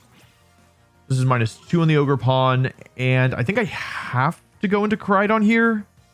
All right, Sludge Bomb comes out. This is good damage. That's all right. I mean, oh, okay. The poison doesn't really matter, but it doesn't hurt. It means that I don't need to Terra Fire here with my Coridon. Oh, I have to protect both. I'm out of time. Yeah, I'll just protect both here. I want to scout for the I want to scout for the spiky shield, right? Like I'd like to flame charge as after they spiky shield. You know what? Maybe I could have like close combated the... Oh. It's a tanky... Oh, that's a slow Coridon. It's slower than Ogerpon. What? Wait, how slow is this thing? And they do go for flame charge. Okay. Okay. So they didn't switch, which I mean, I didn't really expect to switch. This will confirm whether or not they're clear amulet. Like, since they flame charge, they're probably... Yeah. It's what I expected, but still. Like, I was switching Incident for the fire resist and the fake out pressure. Oh, man. They called it. Oh... Wow, that was risky because if I just went after the Coridon, but I guess they don't know how strong my Coridon is just yet. Like I haven't actually hit anything yet. So I guess from their angle, what's the worst case scenario? Collision course, and they think it's so much more likely I flame charge. At least they didn't predict it. Like they could have gone for collision course, predicting like a weird Terra. Like, or doesn't do that much. Yeah, they're definitely... I don't think this is that bad actually, because I get to go now. I have fake out flame charge safely. Like this is just like I get a KO and I stall more sun. Again, I don't know if stalling more of the sun is good though. Trying to figure that out. Okay, they just protect, start with smart play, safe play, understanding that yeah, like it's vulnerable this turn. Are they gonna spiky shield again? No. I go for flame charge. I KO the Ogerpon. I get the speed boost. So I'm up 4-3. And I haven't used my Terra yet, so I think overall this isn't a bad position, but I also don't know the quick way through this Coridon. It's worth noting. I think I'm just going to protect both. I'm pretty sure the Fluttermane wants to protect this turn, or it should at least. Let's see. No, they don't protect. Okay. They've been really, like... I've gotten, like, every protect call wrong, actually, now that I think about it. Which definitely sucks. Oh, and now I'm, like, actually kind of threatened by the Coridon. Like, I wanted to KO the Fluttermane... Oh man, if I just went for like an attack, if I didn't like for protect Flare Blitz or switch Flare Blitz or, you know, Terrify Flame Charge and switch, like I feel like the Fluttermane has to protect, right? Or I don't know, maybe they without the sun. I don't know if I don't know if Flame Charge. I think Flame Charge needs both Terra and Sun to KO. Here's my Terra, protects me from Moonblast in case I get the turn wrong, and they don't protect. Oh my god. Okay, and you know in the sun that actually might have gotten close to KOing. It did a lot of damage. It did a lot of damage, but now collision. Oh, into Coridon. Wait, this is bad. Wait, this is really bad. Oh, and I die. Oh, I messed up. I fear I may have messed up. Chat. I don't know about this one. I go for Icy Wind. It's gonna do more damage because it's single target. Ugh. I feel like I just made so many bad moves this game. This is tough. It could be Chien-Pao, it could be Raging Bolt, or it could be... It's not Chi-Yu. What's the other Pokemon on this team? I forget. It's not Urshifu. I don't remember what the last Pokemon is, but if it's either Chien-Pao or Raging Bolt, I might be able to win with a 2v2 because Amoonguss is so hard to break, and I... Okay, they protect. They were scouting. Good move from them. However, now I have Fake Out Pressure online, which is really, really big. Yeah, really big. And they go for Icy Wind, so that's the end of my Focus Sash. So the bad news is that they crit me. It probably doesn't matter.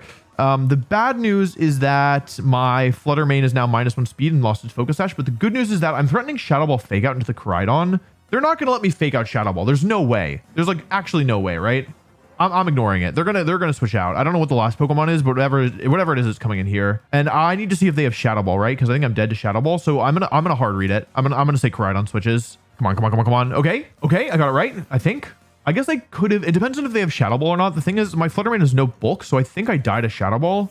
It is Chien-Pao. That's not super ideal. Protect. I'm still -1 speed. What are they going for here? Moonblast. Okay, so they don't have Shadow Ball. They've got Icy Wind, Moonblast, Protect, and like probably Sunny Day. It's probably not even Taunt. It's probably Sunny Day. This thing's now at -1 though, which is good for me. But the bad news is that my Fluttermane is kind of Omega vulnerable. Unfortunately, it's going to be tough, but it's possible to win this because my Fluttermane can KO their Coridon now. So I just need to position properly. So they didn't switch. I don't know what that means. Truthfully, I don't know what move they're going for. I think they're probably doubling Amoonguss, right? With like Moonblast, Icicle Crash, or Icy Wind, Icicle Crash. Ideally, it's Ice Spinner. It's Icicle Crash. Okay. This also, the Chien-Pao moved first. So to me, that implies that the... Ow. I do survive thanks to the parting shot for sure. To me, this implies that the Fluttermane isn't max speed, right? Yeah, Fluttermane's probably not max speed. And I don't flinch. Okay, so that's excellent. What is a girl to do now? Oh god, or maybe Flare Blitz Sludge Bomb? No, I'm gonna Parting Shot Sludge Bomb. Yeah, I don't know if it's perfect. I think we've protected. Okay, I was worried that if I doubled it, basically, then Coridon comes and gets a Flame Charge off, and then I might take too much damage, like, that would prevent me from winning. Maybe this is wrong, though. Basically, this play kind of gambles on staying asleep for an extra turn, which perhaps isn't my brightest maneuver. But as long as, okay, so as long as they sleep for one more turn, I'm kind of okay, right? So I Flare Blitz, and then I Spore the Fluttermane. So basically, this only loses to one turn Wake Up, or critical hit from Fluttermane. And the one turn Wake Up would need to connect an Icicle Crash, or they'd have to go for Throat Chop. So I think that like 2/3 of the top... The Chien-Pao move first again. So this is definitely... That sucks. Yeah, okay. I had 2/3 chance, but I'm still in this. Because the thing is, even with this turn going badly, Moonblast comes out. Instant doesn't even take that much. Okay, even with this turn going badly, this is actually still okay. Because... Chien-Pao goes down. I don't die to the recoil because of the Sludge Bomb chip. Or their Chien-Pao move before their Fluttermane twice. At least twice, I think. So I should be like just confirmed faster. So what I can do here is I can Shadow Ball the Coridon, force a Protect. Then they can go for Icy Wind, but then they'll die to Flare Blitz, and then I'll outspeed the Coridon. Or they can Moonblast Instant. That's the third time that I've moved faster. My Proto is activated first, so I'm pretty sure they're not max speed Fluttermane. Oh, and the battle's about to end. Wow, this has been a long one. Okay. Flare Blitz, Shadow Ball. They can only stop this with, okay, Protect. Good move. But I should still be okay because I have Flare Blitz and they're minus, or because I have Shadow Ball and they're -1 special attack. And again, I'm faster, so I think they're definitely not max speed Fluttermane. So this covers for an Icy Wind as well. Icy Wind plus Survive, I guess, which is the worst case scenario, but not likely. Flare Blitz should kill in the sun, right? If it's really bulky, it can survive.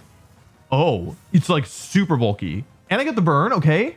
Okay, I should win this. Even though I'm down 1 against 2 and I'm -1 speed, unless I'm missing something, their Coridon's not max speed, their Fluttermane's not max speed, and it's clearly very bulky, so I move first, I go for Shadow Ball, I kill Coridon, and then Fluttermane attacks, but I survive, and then I protect and they die to the burn, so I should be able to win from here. The lose condition is that their Fluttermane's somehow faster, which really shouldn't be possible. Wait, how is that possible? Wait, how are they faster than me? Wait, how is it? I'm only minus... I'm so stupid. I'm so stupid. I was -1 speed. Oh, I messed up. Oh my god, I messed up. They weren't... Oh my god. I didn't even think about that. That's on me. That's actually on me. I was like... I forgot that when I got Icy Winded, we wouldn't both lose the speed drop. Though honestly, I didn't like it was going to come down to a 50-50 there regardless. That stinks. Okay, well, that was, I don't know. I didn't play super good. I probably should take a break before jumping back in. It didn't even update. It's as if I never lost. I probably should take a break, but I'm kind of tilted by that. That was also like kind of a frustrating match because I don't know, it just took forever and then I lost. If it's going to take forever, the game should at least have the decency to give me a win. Normally versus Calyrex teams, I do Flutter, Amoonguss, Instant, Coridon. Like, okay, other than the King Gambit, who Coridon eats, like, Incinera's still good into everything. I don't really... Gothitelle and Screamtail are just both so bad in this matchup as well, since they both just get, like, completely obliterated by Shadow Rider. So I think it's got to be these four. Whimsicott, Urshifu. Okay. Ah, it's Urshifu Dark. You can tell from the way it stands. That's not even a joke. If it's water... Oh, man, it's Urshifu Dark. Okay. This sucks. This doesn't cover Protect, but they're not going to Protect. They've got Urshifu. This might be the wrong play. Like, I'd prefer to save Terra Dark for like kind of a crucial turn against Shadow Rider. The thing is, I have Incineroar on the back, so I can always bring an Intimidate. They don't Protect, so let's see here. This breaks Focus Sash on whoever has it. Speed Drop on Urshifu. Moonblast into Fluttermane. Okay, they're going to double Flutter. Okay. And just Wicked Blow into Flutter. So I kind of wasted my Terra here, but I do get a Spore and I break the Focus Sash and I confirm that Whimsicott is Covert Cloak. It's not an awful trade by any means. This Urshifu is a huge problem. I do not want to deal with it. The thing is though that now my position is a little bit awkward. So I could make a prediction and go for close combat into Urshifu and Sludge Bomb into Whimsicott, trying to get both KOs in the same turn without whisking asleep. Okay. This could have really backfired if they just went for Moonblast, but it was so risky for them to do that. Like, because if they Moonblast and I Flame Charge and KO Whimsicott, and Sludge Bomb, they're like, they just lose, I think, because then I have the speed advantage with the Coridon. So it was risky, but I feel like it was the right time to take a risk personally. I go for recoil damage, and now Whimsicott's 4 times weak to poison, so this is just a KO. So what's in the back now? They have definitely Shadow Rider and then either King Gambit or Indeedee or Ogerpon. I feel like King Gambit is not good into me because I have Coridon. I could be wrong about that, but I don't think it should be good. It's probably a Redirector. I feel like it's Indeedee. No, it's Ogerpon. Okay. I've already revealed Sludge Bomb and they haven't Terra'd yet either. They're not going to follow me, right? Guy who never learned from his mistakes. I think I'm going to Spore it. It's not going to follow me. They're too far behind this time. The position is different. They feel like they have to get ground. But then again, what else is Ogerpon doing? Maybe they'll go for Terra Water, follow me, and then I'll get the Spore anyway. You get the Intimidate drop. That could matter. Probably not, but it could. It's just good to reduce Ogerpon's output even further. Helping Hand. Okay. That wasn't what I expected. But I mean, unless it's Hyper Beam or Pollen Puff, yeah. Astro Barrage comes out, but I've got 2 resistances now. This is still going to do a lot. I should probably hit Life Orb if they're going for Helping Hand. That did a lot. Yeah, okay. If that wasn't Life Orb or Choice Specs, then I would have been shocked. So now I should be in good shape, but the game technically isn't over yet. Their Terrestrial isn't here. Both Ogerpon and Calyrex make sense. I kind of feel like it should be Ogerpon, but then you become weak to Spore. Okay, it is Calyrex. Like, they could have gone for Terra Water, Ivy Cudgel into Incineroar, but it would have been really risky. They don't know. I always forget. They don't know that I don't have Knockoff. They go for Dark Terror. They can't wake up this turn. They're just trying to live a Knockoff. They also don't... let's see if they go for Follow Me. They could have been Protect. Okay, Ivy Cudgel. How much does this do? If this crits, I'm in trouble. A crit would have KO'd, I think. Yeah, definitely. Flare Blitz with Sludge Bomb will definitely KO. Yeah, I mean, that did, 89%. I'm actually still alive, even. Yeah, okay, cool. Shadow Rider goes down. Moongus popped off here. Sludge Bomb Amoongus popped off here. Sludge Bomb Terra Dark Spore Amoongus popped off here. I am not complaining about how that did. But also Coridon one-shots with close combat, so I don't need to worry about it. Yeah, they forfeit. Okay, GG. Yeah, Terra Dark Amoongus is, it's not, in general, you'd prefer Fairy, I think, for most matchups, but the matchup into Shadow Rider with Psychic moves just really matters a lot, in my opinion. Another... Dude, what is up with these Coridon? I cannot catch a break. Okay, I never do this versus Coridon, but against this specific team, I kind of want to Perish Trap it. Because all the offense is on Coridon and Entei, and so if I can get rid of these mons early, or even one of them early, wait, actually, my Coridon one-shots Entei, Incineroar, Rillaboom, Ogerpon, and Whimsicott. And I'm Terra Water Gothitelle. I think because they don't have any, ghost types, I think this actually makes sense. Okay, Incineroar, Whimsicott. Okay, truthfully, it's not what I was expecting. I was expecting Coridon in the lead. This is a very passive lead, but I guess they're trying to get speed control and intimidate down. I don't want this Incineroar to be able to switch for free. Of course, they could just turn one Parting Shot, but I think Knockoff is so much more appealing. And because the Whimsicott is Encore, I can't necessarily use Encore to, lock them in. So, no Tailwind. Okay, that's, both good and bad. It's good because it means that I can taunt before they have a chance to Parting Shot, but it's bad because it means that they crit Moonblast me. Okay. That's not good. Okay, I am faster though, so that's good to know. So no Parting Shot this turn, but this implies Knockoff, right? I feel like they had to be going for Knockoff. Yeah, it's not... it's actually okay. It's not great, but it's also not terrible. I feel like a lot of working with Perish Trap is understanding not only the current turn, but the following turns. I feel like I need to bring Incineroar in here because I took too much damage in Gothitelle, so I need to make sure that I have a way of maintaining the lock. This is probably Encore plus Knockoff, if I had to guess. Moonblast. Okay, that's fine. Same thing, right? I could have disabled Moonblast if I wanted. They knock off this slot. They don't have any sleep Pokemon, any powder moves on the team, so that doesn't matter. So I expect this turn to just be Moonblast plus knockoff into the Gothitelle slot. And we'll go from there. But this break means all my Pokemon are no longer affected by Parasong. Here's the Moonblast. To Instant, actually, did a lot. It's probably Sash, actually. And they have... Oh, God. It was Assault Fest. It's not Parting Shot. The taunt did nothing. Okay, that's really bad. Because now I'm spending a ton of resources just to KO Whimsicott. Okay, at least it's Entei. If that had been Coridon switching in and Clear Amulet had blocked my Intimidate, that would have been really, really bad. The question now is, what item is the Entei? Because if it's Choice Band, I can deal with it. But if it's not Choice Band, it's going to be tough. At least it's -1. I have to go into Goth here to maintain the lock on Whimsicott at least. And now the question is...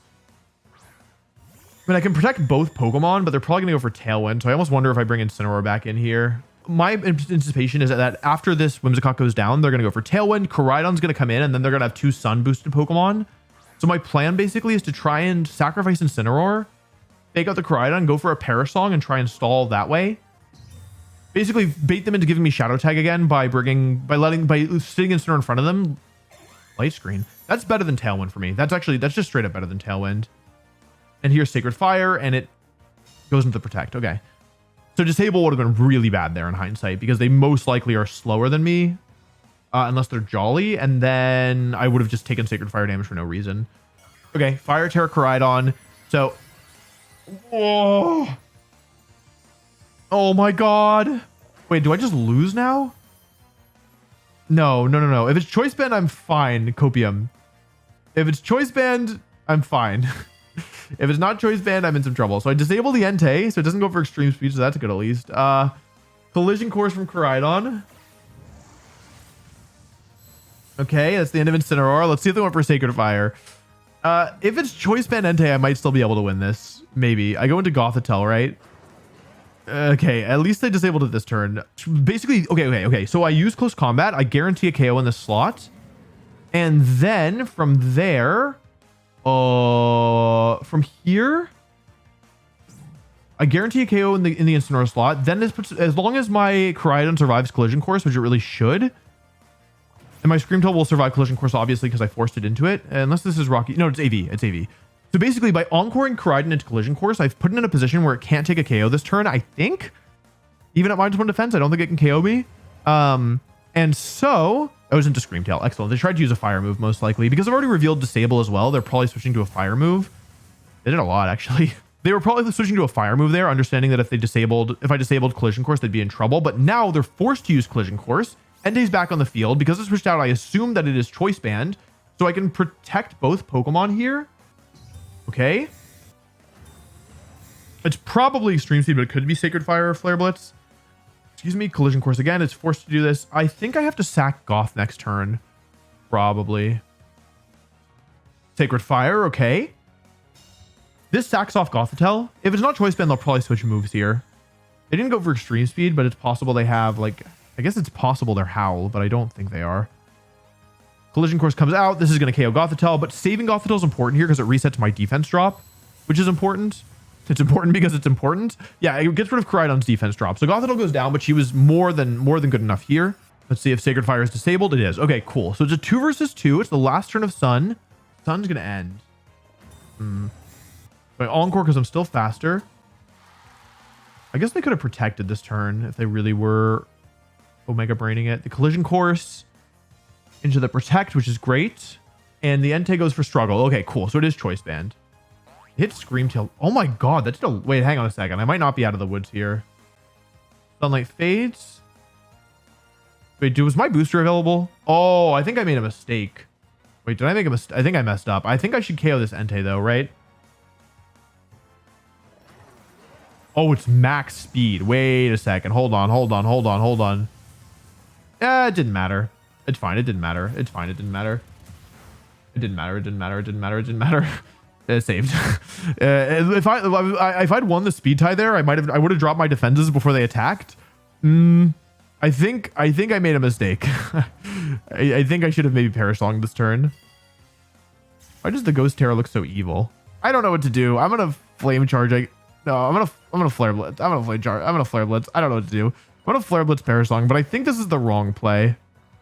It's faster. It wins the speed tie. It did its Scream Tail. That was actually a really lucky 50-50. If it hit Coridon, I would have died. I think I could have lost this. Perish Song comes out, so I think now I have a guaranteed win. Protect, counter at 2. Encore plus Flare Blitz. Counter at 1. Protect, counter at 0. I'm slower, I win. Flare Blitz. Switch moves. Yeah, I think I have enough resources left to win, but I'm not completely sure. I very well might. We are speed tying. Yeah, they don't have a flame charge boost that I forgot about, I don't think. Yeah, just Flare Blitz. Encore. If I win the speed tie, I win right away. If I lose the speed tie, I think I lose with no Pokemon remaining. I win the speed tie. Just KOs. Okay, well, the Ghost Terra Coridon was kind of scary. I'm not going to lie to you. That was not super great. And I don't know if Perish Trap was a great approach here, given they had AV and Sin, but you know what? The win's a win. We'll take it. I adapted well. Scream Tail clutched up in the end. It was Choice Band Entei, so I didn't play it great, but I made it work, and that's all that really matters. So Definitely taking a break here. 3 games in a row is a lot. I can feel myself kind of starting to like, whoa, you know. All right, I'm playing against Lutz, ranking 1530. Let's see here. So Zacian is a Pokemon that isn't very popular. I mean, I definitely want Incineroar here, probably in the back. Fluttermane's good into Regidrago, Urshifu, Chi-Yu, and it's also good into Zacian because it can allow me to Icy Wind to then hit Zacian with Flare Blitz before it can attack. So I definitely want to lead Fluttermane here. Moongus isn't like amazing here. However, if Trick Room goes up, it can be good. It's also really good into Zacian, and if it's Urshifu Water, it's also very good. And it's actually good into Rillaboom as well. And because I'm especially bulky, it's usable versus Regidrago in a pinch, though I'd prefer not to. So I feel like my matchup should be pretty good here, to be honest. Like, I have a lot of anti-Zacian tools. Okay, Regidrago Farigiraf. Nice shiny Farigiraf against my Coridon and Fluttermane. So, okay. The problem here is that the Regidrago could Terra, right? Get the sun up. This activates. So the good news is because I'm Life Orb, I could one-shot the Farigiraf. They stay in, which I guess makes sense. They didn't really have a switch into these moves. Like, they could have brought in Rillaboom for... That doesn't matter. They didn't do it. Anyway, let's see if they Terra here. Because if they don't Terra, I think Moonblast just, like, clears. Okay, Protect is great. Because unless I have confused myself, I'm pretty sure Flare Blitz is a guaranteed KO here. And, like, I will lose a lot of my health, but taking a KO is really good. Especially because with Zacian, like, you want to bait it in so you can start intimidating it because it can't get the attack boost back after it switches out. Yeah, it's just a clean one-shot. Okay, I mean, good turn 1. I don't lose anything except for most of my Coridon's health. If this thing is Rocky Helmet, wait, I'm going to lose half my health even if it's not Rocky Helmet.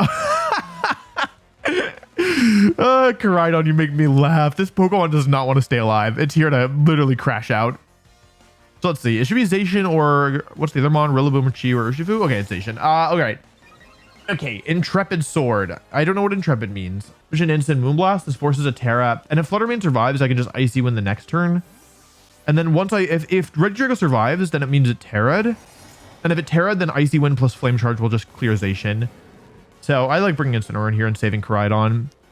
Like, it'll be easier to deal with Zacian later once it's completely out of resources. Here's the Terra. This is probably Regidrago. And it could be Ghost or Steel. No, it's Zacian. What is this? Ground? Okay, Ground. That's become more of a thing with Terra Blast often, actually. Anyway, here's Moonblast. This should KO, right? Yeah, it's just a one-shot. Okay. So they're either going after Coridon with Play Rough or Terra Blast, or, yeah, Fluttermane with Behemoth Blade, but this is actually still okay, right? Because I have the Focus Sash.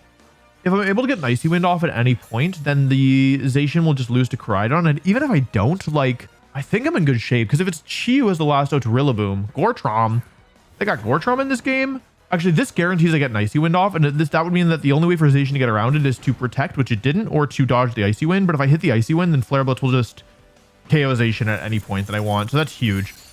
Speed drop on the Rillaboom probably doesn't matter that much, though there's a good chance that my instant outspeeds now. Here's Terra Blast. This is into instant. I don't think this won't kill, but it will do a lot probably. That did a lot. 140.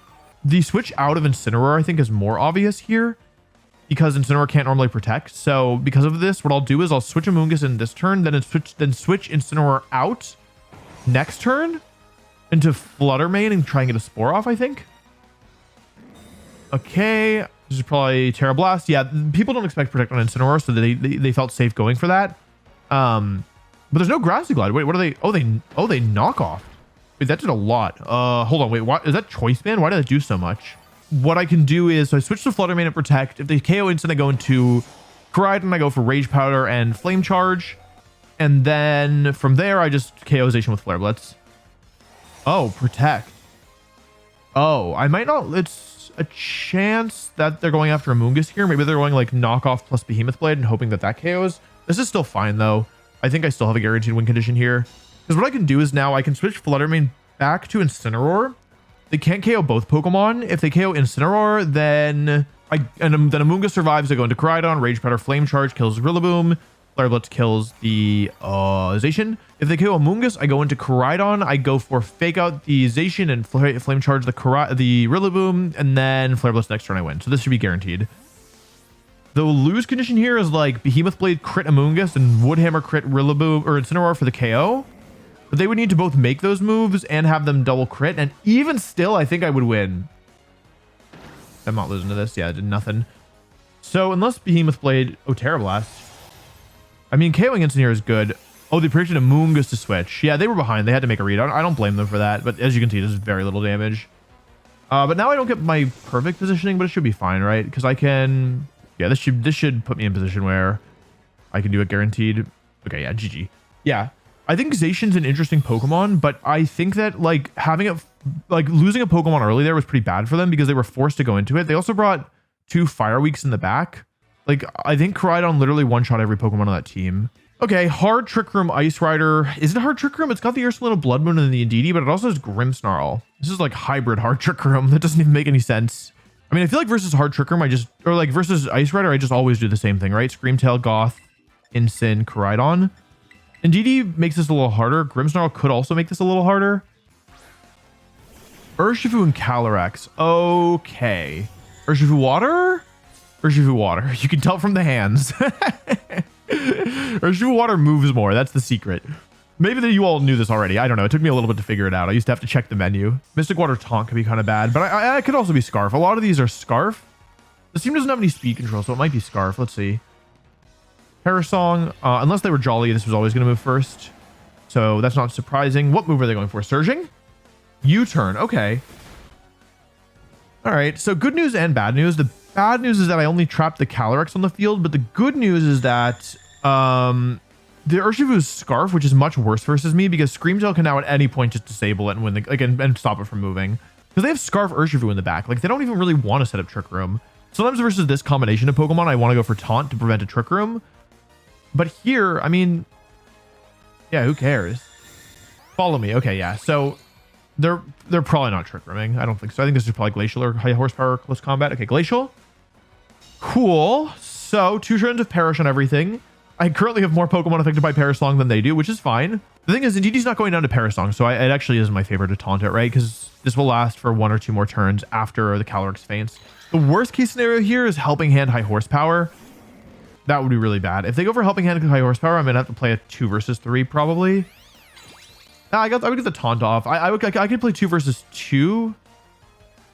It would be really hard actually if they get the... Okay, wait, what am I saying? They didn't get... I was so concerned thinking about what could happen that I missed what happened. Okay, indeed he's taunted. The thing is that now this is going for Psychic. So the question is, sometimes it makes sense to sacrifice Gothitelle, but given how much health I still have left, I don't really think that this is one of those times. It's likely I'm gonna have to let Screamtail take a Glacial Lance here, but it's easy to do under half of my health. And then Indeedee, it could have no attacking moves. It could have Psychic, it could have Psyshock, it could have like Alluring Voice or Dazzling Gleam or something. I feel like they're gonna... Yeah, I was gonna say maybe they'll High Horsepower, but actually maybe they won't.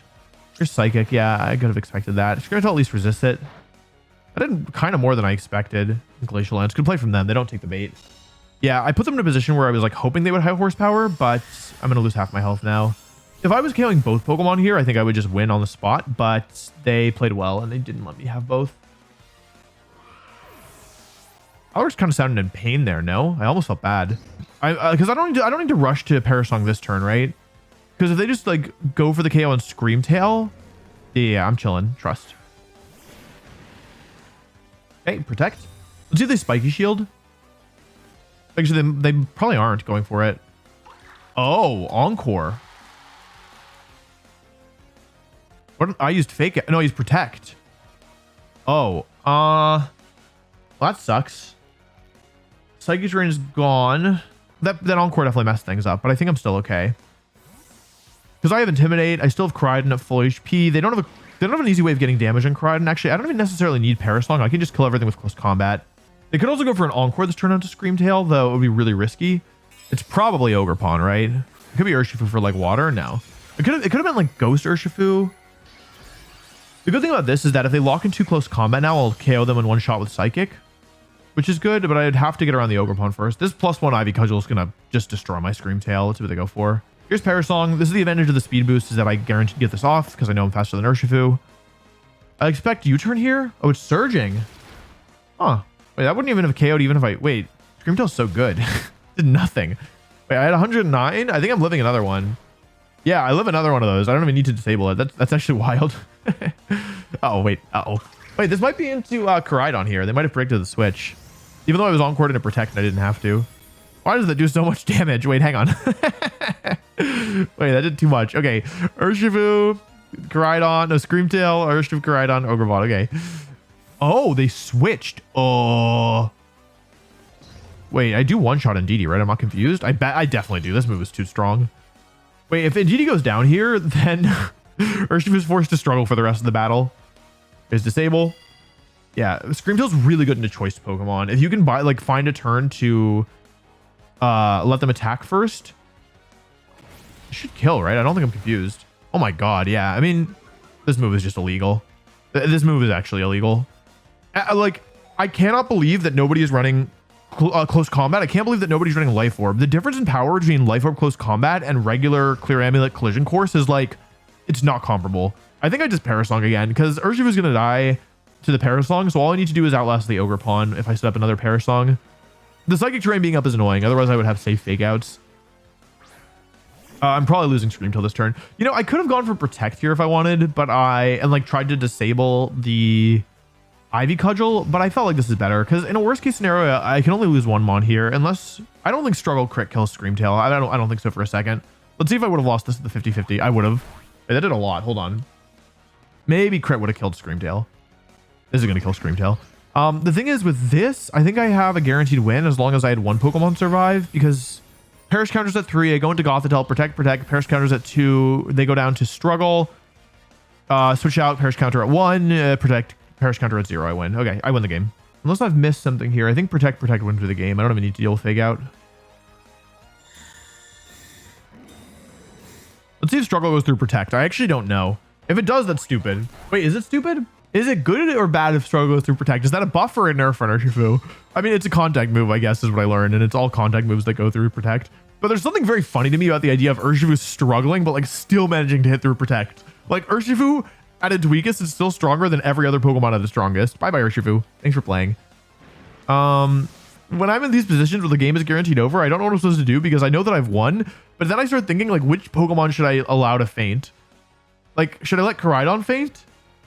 Should I, like, let Gothitelle faint? They forfeited. I don't have to let anything faint. Like, with the other team, I would always try to save Politoed. With the Toronto team, here, I don't know. I have to decide, I guess. Here, I tried to sack Coridon, even though I probably didn't need to sack anybody. I have 2 games left before the end of day 1. So I only get 15 games per day. I'm currently 50th overall. Another Coridon. Dude, I'm like a Coridon magnet. What is going on? I do not want to play against Coridon. This one is Bruce, Bonnet, and Armor Rouge. This is kind of tricky, but I think I want to do Coridon, Flutter, Instant Amoonguss. I think here. Because basically, Instant is good. It's not good versus Coridon, but it's good into Chenpao and Brute Bonnet and Fluttermane. It's usable versus Raging Bolt because I don't have knockoff. It's actually pretty bad in Armor Rouge. I imagine Armor Rouge isn't coming though. I feel like that's just like an imprisoned Trick Room Pokemon. Last time I like didn't get enough damage in the Fluttermane of the Coridon, and that was ultimately what I lost to. So that's a cool trainer card. I think this time my priority is going to be getting rid of the Fluttermane and the Coridon faster. Coridon, Fluttermane. Well, the Pokemon I want to hit are here. I guess we will see. My Coridon moves first. My Fluttermane moves first. This is standard. Like, it's very unusual for these Pokemon on Coridon teams to run at max speed. So I'm not surprised at all that I've been consistently moving first. They switched. It took me a second to register. Okay, Bruce Bonnet comes in here. Brucey, what are you doing here? Special defense. Okay, this thing is not... I'd be shocked if this thing lived a Flame Charge. I would be genuinely in disbelief. It's a cool Pokemon. It is a cool Pokemon, especially when you can run an item and have Photosynthesis activate. I bet it's like a really good support Pokemon. If they'd let it, I would have been kind of worried because I would have had to call whether or not it was going to like Terra to Poison or whatever. They do Terra Coridon though. This is expected. This isn't like a surprise. Like in this matchup against Fluttermane, Coridon kind of has to Terra, otherwise you get one shot by Moonblast. We both Terra to Fire. I'm Terra Fire first, so it's likely I'm faster. I miss Icy Wind on the Brute Bonnet. If that matters, I'd be shocked. I'm so strong. Let's see if they're Clear Amulet. They are Clear Amulet. Okay, so it also seems like it didn't do very much, even less than I expected. Flame Charge comes out. Yeah, this thing is not surviving. Maybe if I wasn't Life Orb, they'd survive. Maybe they switched it in thinking they could live. And it is Rocky Helmet. So Fluttermane is going to take a good chunk of damage here and go down to Sash. Unfortunately, however, I have a Pokemon advantage, which is pretty big. And I still have the speed advantage right now because now I don't need to Icy Wind outspeed their Fluttermane. Both my Pokemon should be faster than their Coridon as well. Oh, they brought Armor Rouge. Wait a second. Wait, Coridon can't touch this. Amoonguss loses to this, and Incineroar, if it's Flash Fire, Amoonguss can't touch this, or Incineroar can't touch this either. I think I may have, I fear I may have made a mistake, actually. There's no reason to be weak armor. They don't have a way of activating it. Okay, I'm just gonna go up to the Coridon here. This will likely put Coridon in range of another Icy Wind or a Fake Out or something. I move first. Here's close combat. It should... Oh my god. Wait, that was almost full HP. This move is not. This move is illegal. This move is literally illegal. I think I actually cracked the format. I honest to God think I cracked the format with this. This move is illegal. It does so much damage. That's Coridon. That's unbelievable. It wasn't even max speed, so it might have had some bulk on it. Also, I'm losing my Coridon as we speak. I wish I'd Shadow Balled, but I didn't know I was going to kill. And if I'd lost both Pokemon this turn, that would have been really bad. So actually, I think I made the right move. Maybe it doesn't have Protect. So what I can do here is no Protect. Okay. If it doesn't have Protect, then Shadow Ball plus Parting Shot. Oh, that was close. If that had KO'd, I would have been in really good shape.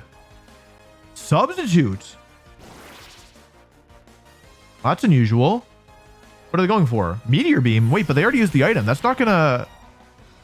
That doesn't work. They have to wait a turn. Wait, I think I'm chilling. Hold on. I think I'm chilling. Parting Shot. The thing is now Armor Rouge can't protect because it's already locked into Meteor Beam, so it can't change moves.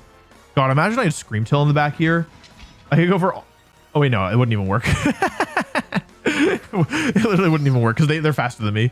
I was gonna say I could Encore for the KO. Okay, I just Shadow Ball here and Sludge Bomb, I think. In case their Flutter Mane, I should double the Armor Rouge just in case their Flutter Mane is speed tying mine. Like I've won several speed ties. Yeah, it was unlikely that it was max speed, but just in case it was, this still puts me in a position where Incineroar and Amoonguss might be able to win. Here's Icy Wind, so that should finish off my Flutter Mane. Shouldn't do that much to Amoonguss. Crit? I did a lot. Wait, that was a crit, right? It wasn't a crit?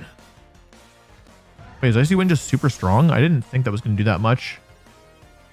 Oh, it's Life Orb. Oh, okay. I knew it shouldn't be doing that much. I was like, huh?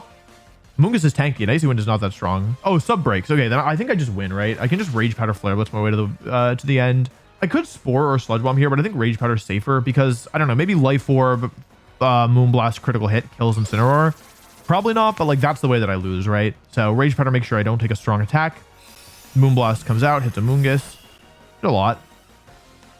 Takes some damage on Flutter Mane, and then Flare Blitz cleans up. All right, battle number 14.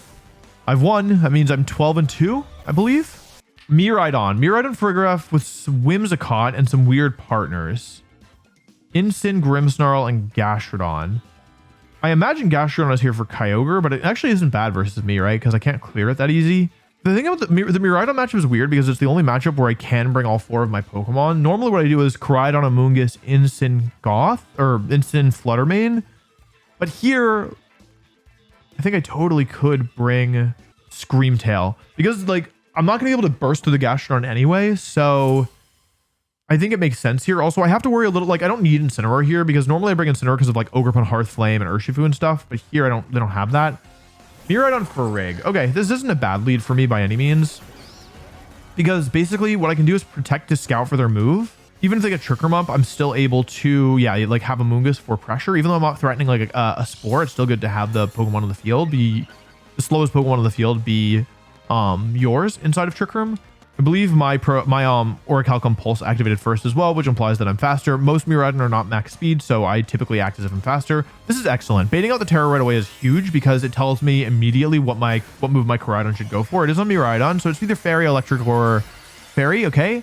The thing about Fairy Miraidon is it dies to Flare Blitz, like super. Okay, Helping Hand. This is probably Helping Hand Terra Fairy Gleam, just trying to get as much damage down as possible. Totally respectable move. But unfortunately, it's going to put them in a really bad position here. They're going to have to switch out if they want to save their Miraidon. Yeah, Gleam. Okay, so most Miraidon are choice specs. I'm going to play assuming this is choice specs. With this lead and this kind of turn 1 play, it really implies to me that it's specs. Unless they're max speed and can switch moves, this Miraidon is gone. Of course, if they are max speed, they could kill my Coridon here with Dazzling Gleam and a Farigiraf attack. Because... Okay, I move first. Because I take so much from recoil. You know what? If I was a little bit smarter, what I should probably learn is I should probably learn how much recoil, like I can learn from the recoil I take how much HP people have. I should learn to be better about that, because I could have, if I was paying more attention there, I could have figured out exactly. This is more important for best 2 out of 3. It doesn't really matter here. No poison? No poison. That Sludge Bomb probably puts into Flare Blitz range, by the way. That's why I wanted to go for it rather than keeping Coridon a bit more safe. Instant. Okay. Excuse me. And on Assault Vest Incineroar, they often run Flare Blitz, which would kill my Amoonguss in one shot. So the worst case scenario here is a Trick Room and then a Flare Blitz the next turn. That being said, I think I could still play around it. Did you go for Flare Blitz? So this is Trick Room, and Farigiraf is slower than, or faster. It doesn't matter. The one for Foul Play. All right, this is fine. I can just close combat Rage Powder. They're not living that. And since it has Flare Blitz, it might have some attack investment as well. Like, this is probably intended to be a Trick Room attacker. Here's close combat. Let's see if they survive. I get the KO. It's lit. It could have been kind of difficult actually if I had not KO'd there, because Incineroar would have KO'd Amoonguss, and then Farigiraf would have KO'd Coridon, and then it would have been 2 versus 2. So maybe I should have been a little bit more thoughtful. But anyway, they go for Trick Room. I forgot the last mon. It's Grimmsnarl. Okay. Whimsicott. Yeah, none of the only the Pokemon in the back can't do any damage. So Screamtail just wins this on its own now, as long as I don't get taunted. Let me protect both to stall the last turn of Electric Terrain out and a turn of Trick Room. Even though Trick Room favors Amoonguss, I'd still rather be outside of Trick Room. So, yeah. Protect both. This could be Reflector Light Screen here, but since I intend to win with Parasong, it doesn't really matter. Here's Reflect. Nice play. Yeah, I don't need direct damage anymore, though, so it doesn't really matter that much. And they have Terra Blast. Okay, so they have Trick Room, Helping Hand, Foul Play, Terra Blast. I've now seen all the moves. That means they don't have a Psychic move. If they taunt Coridon this turn, then... But they're not going to taunt Coridon. If anything, they taunt Amoonguss if they had it, but it's unlikely. They have Reflect Light Screen. It's normally at least one attacking move, and then a flavor move like Fake Out or Thunder Wave. Or, Parting Shot. They go for Thunder Wave, okay, but it looks like it misses. Okay, Amoonguss misses. That didn't matter unless Amoonguss got fully paralyzed. Truthfully, like, again, a single Parasong in this game is over. Grimmsnarl now can't wake up. This is probably Foul Play. Terra Blast, same thing. Well, does a little bit more damage, but yeah. That's pretty strong. Good job, Farigiraf. But now Parasong plus Spore is guaranteed game over. I can win this without losing a Pokemon. But it is nice that, like, sometimes you get to endgames, you're like, oh, I can't break this Pokemon. And then you just have Parasong, and you're like, oh, I broke the Pokemon. Yeah, GG. They recognized it's. I didn't reveal Parasong, but they probably figured that in that position they just weren't winning against, 4 Pokemon, including a Coridon still and an Amoonguss that they couldn't really get through. Okay, let's see where we are standing. I expect to be low 1650s. Solid, top 10. I forgot to hit start recording. I'm sorry. You missed team preview. Oh god. All right. Okay. It's my first Groudon team. And I sure hope it's the last. So, okay. This is a terrible matchup. This is not a good matchup. Basically, Groudon's really difficult for me to break through. I think what I need to do is just Shadow Ball close combat. That's me. For a second, I was like, they're terrestrializing, but nope, it's me. So, Primal Glade doesn't Terra here, which isn't surprising. It was never gonna, I mean, I guess it could. Wait, shouldn't it have? Because I could have Moonblasted for the kill, right? I don't think it's very especially bulky. They do Terra. So I feel a little better not having gone for, Moonblast, at least. It is Fire Terra. So the question is, does Shadow Ball plus Close Combat pick up the KO? Because if not, there's a very good chance that I just take unlimited damage. So here's Shadow Ball. This should do like 30+%, 35%. It's Assault Vest. Oh my god, it's Assault Vest in coaching. I need a double Precipice. I need a Precipice Blades miss. I can get just one. Just one is fine, but this is not going to do enough. It would have killed without the coaching, I think. It would have come close. If not, it would have come real close. Oh god. Please miss Precipice Blades. I've got Screamtail and Instant in the back. Okay. I think I just lose. I think I literally just lose. I guess I go Instant, go for Fake Out Moonblast. Or I go Screamtail and disable Moonblast or Encore Moonblast. There's no good options. I'll go Instant. Because it's Assault Vest, I can intimidate it. So that's something. It doesn't really help, but it's something. Yeah, I'll just try and even out the Pokemon count with this. I didn't know the move was in the game. No. All right. Yeah, I lose. It's fine. Whatever. All right. It happens. It happens. I didn't know. I didn't know it was Assault Vest. I didn't know it was coaching. I didn't know it was Quick Guard. I got the KO, so I don't get 4-0'd. All right. If they double miss P-Blades, I think I still lose. Oh. Who's that? Ensign? This is Ensign, right? Can I do this? There's no way, right? Who's that? Mudkip? Wait, hang on. Okay. If this is really bulky Groudon, then I can disable and Flare Blitz here. Okay, here's what needs to happen. It needs to be Covert Cloak Whimsicott, super slow Groudon. If the Groudon is like very slow, then Scream Tail will outspeed it even in Tailwind. And if Scream Tail outspeeds in Tailwind, if they go for Tailwind P-Blades and I move first, I disable. Then next turn I can Encore and force Groudon to struggle. Here's Tailwind. Okay, hang on. It might be possible. Hang on. I'm faster. Okay, if they P-Blades? Go for it. Oh, hang on, wait. I mean, I'm probably still gonna lose, right? I lose a ton of health here. I lose so much health. Who's the last Mon? There's a lot of Mons I can't beat here. I don't remember what else is on this team. Wait, I can beat that. Wait, hang on. That's one of the Mons I can beat. Hang on. Should I Parting Shot? I kind of want to Flare Blitz. I think I have to Flare Blitz here.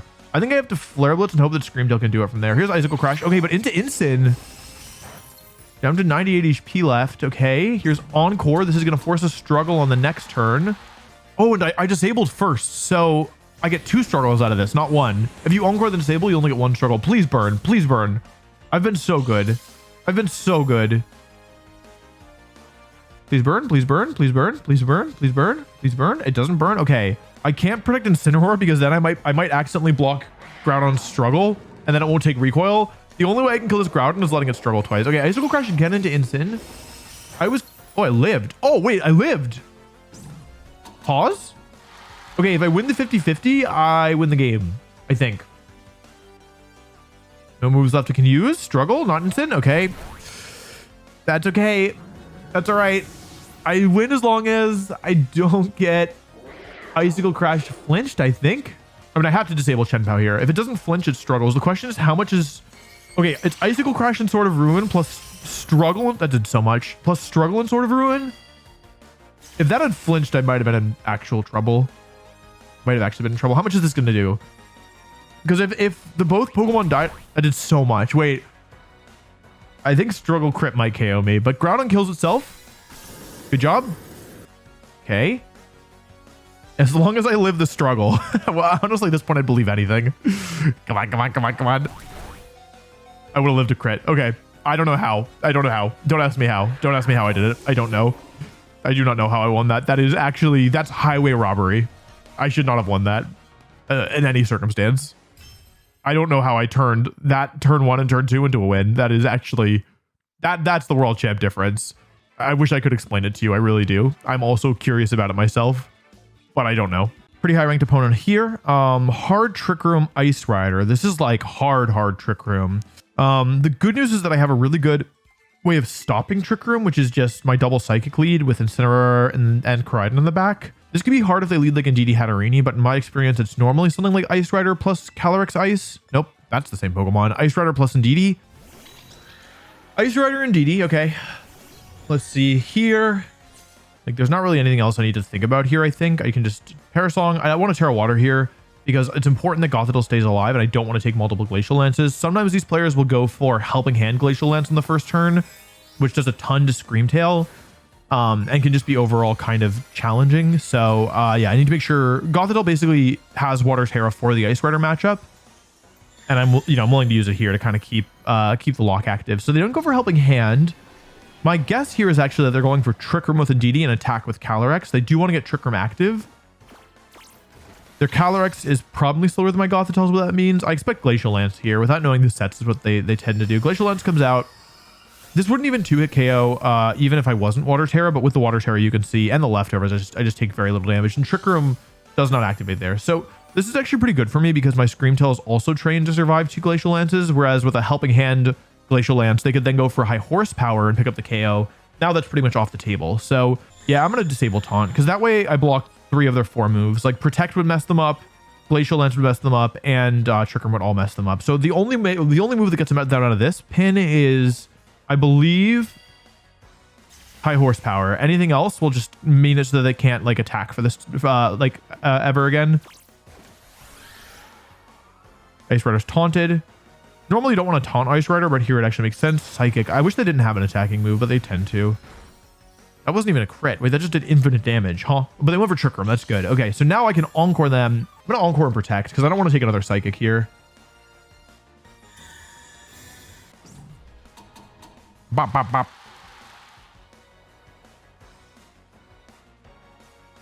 Psychic into Gothitelle. Okay. And Calyrex will fail this move, which means it will struggle the next turn. They're forced to use Glacial Lens again, which is disabled.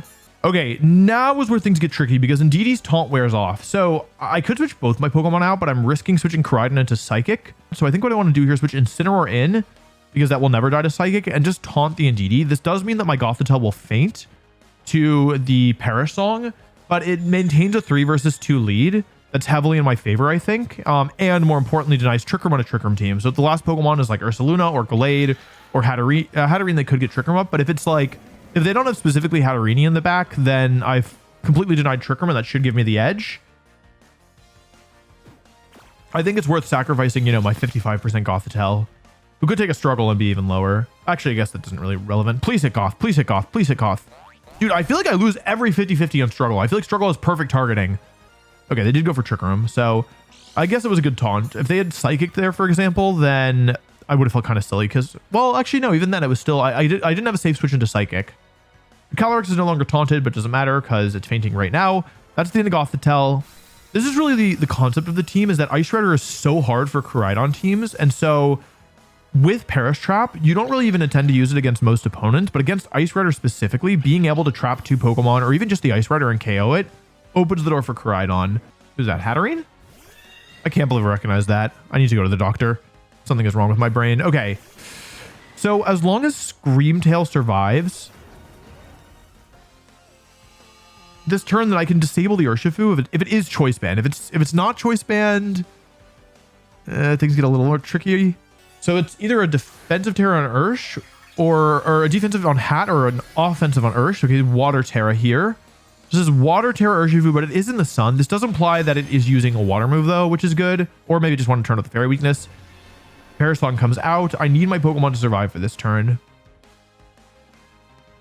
Your Surging Strikes. Okay, that's good. Because, I mean, close combat into Coridon would have been worse here. And it hits Coridon. Water Terra in the sun resisted. I might be wrong, but I think that's choice band damage. I know it didn't do that much, but I think that without choice band, it's not supposed to do anywhere near. Okay, thank goodness it's Trick Room.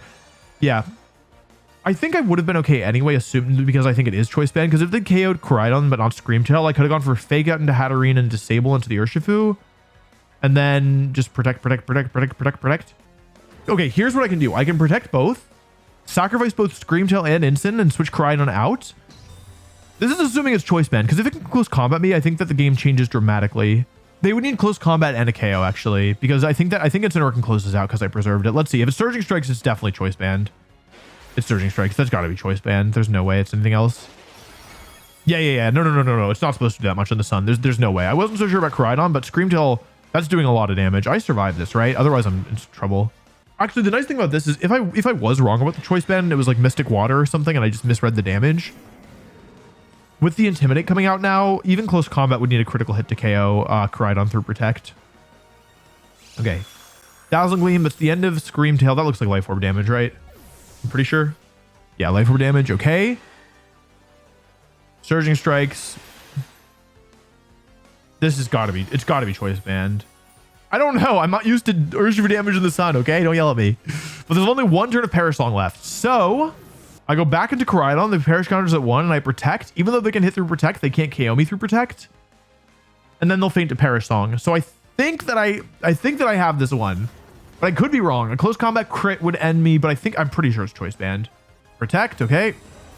Dazzling Gleam, all right. Question is, what's Urshifu doing? If it's Surging Strikes, there's no way it can KO. There's none. Okay, it was choice band. I'm not crazy. I knew it.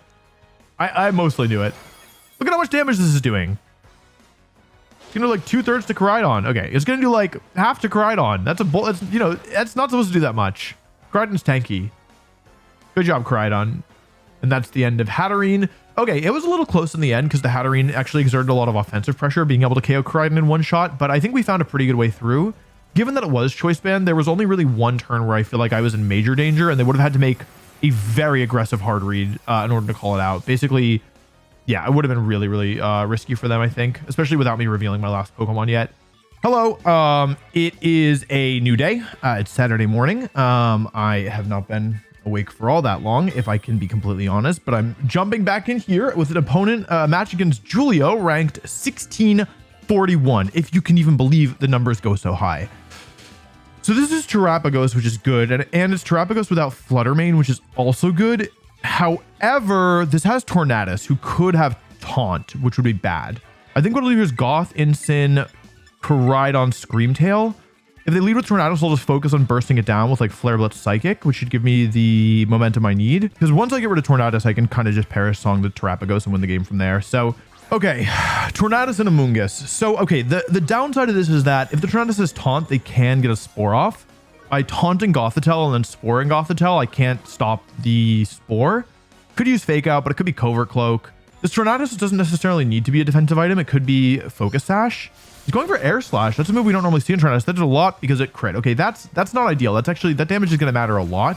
But I at least get a Taunt into Amoonguss here, which is good. And I get a Flare Blitz off, so I didn't flinch. Flinching there would have been bad. Let's see how much this does. That's definitely Focus Sash. Yeah, that is Focus Sash Tornadus. That did so much damage.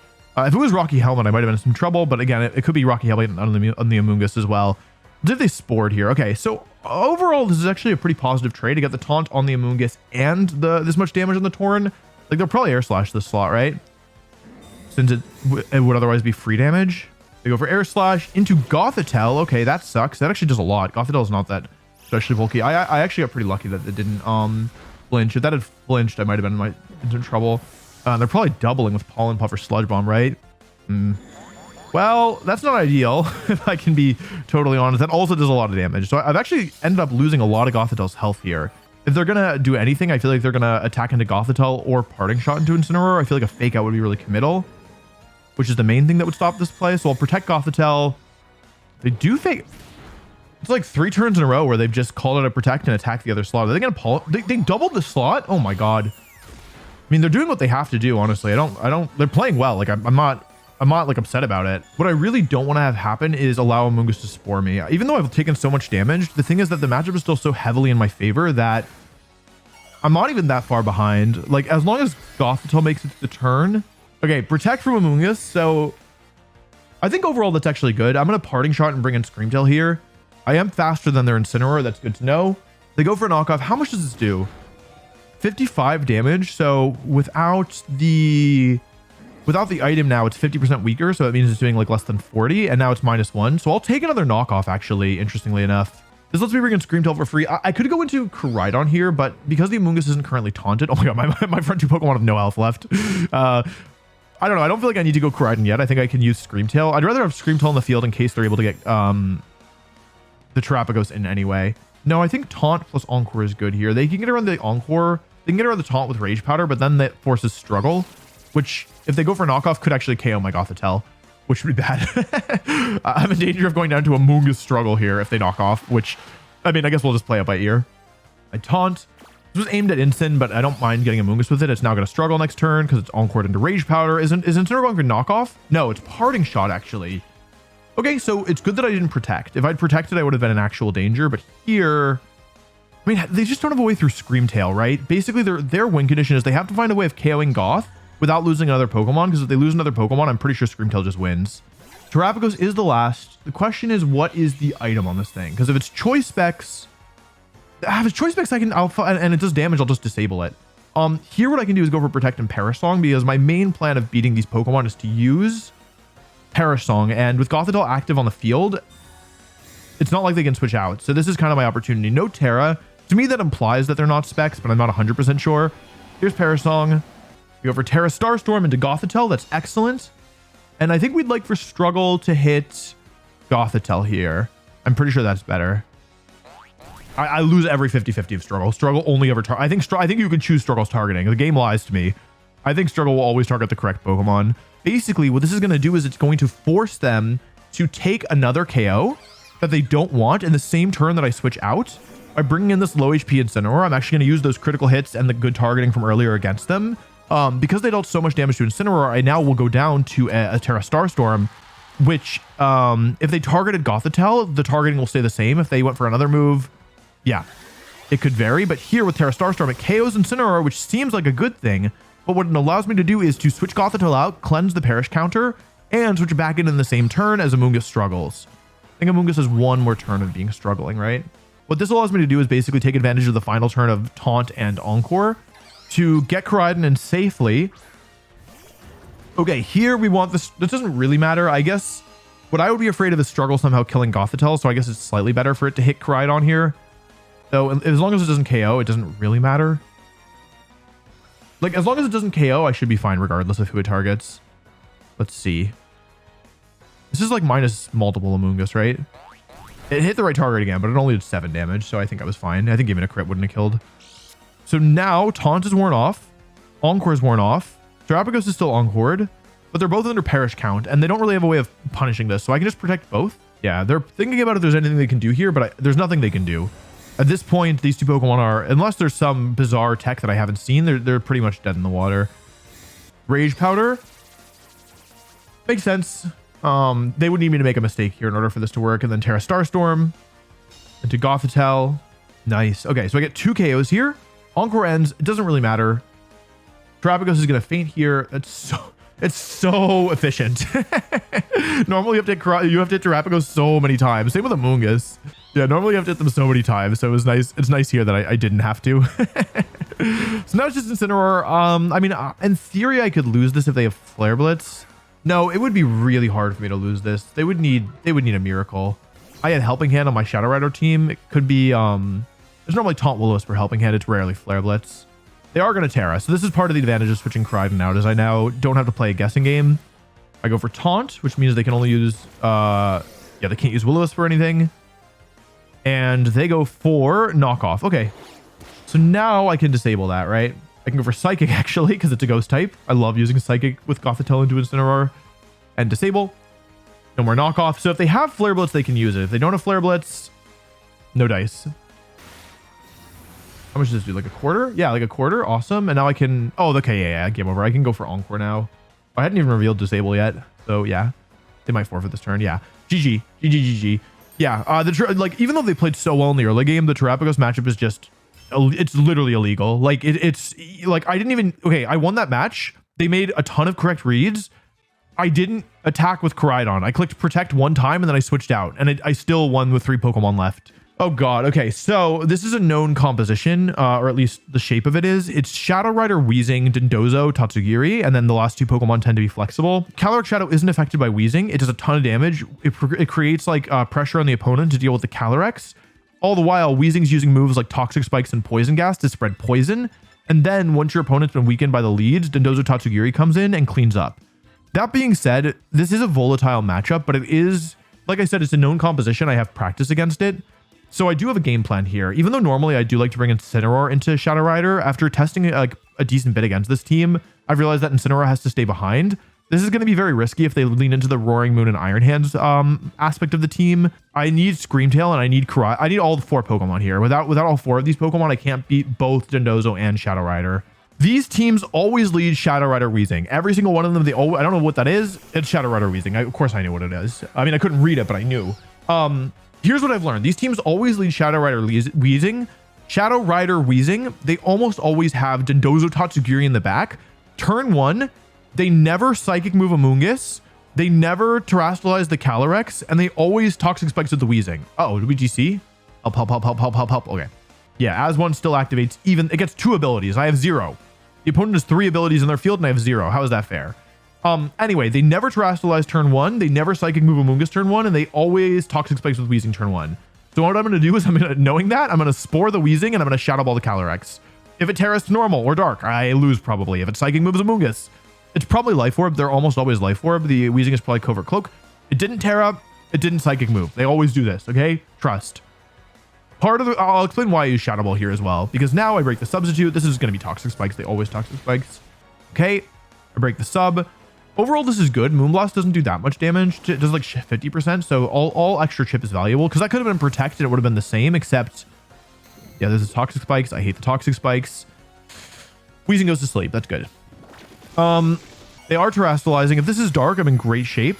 It's normal. So part of the reason why I Shadow Ball on the first turn here is because they're never going to let you... Like, actually, some of them will just let you Shadow Ball them, and then you just are in, like, a great shape. Some of them will just rip Astral Barrage turn 1 without Terra. But by using Shadow Ball turn 1, I bait them into Terastallizing turn 2. And now, like, I was Moonblasting anyway, right? So I don't really lose anything here, but they've used their Terra, and they don't really gain anything from it, right? Like, I wasn't going for Shadow Ball this turn. No Protect from the Shadow Rider. That's the main fear. Now the question is, what move are they going for? It should be Psychic.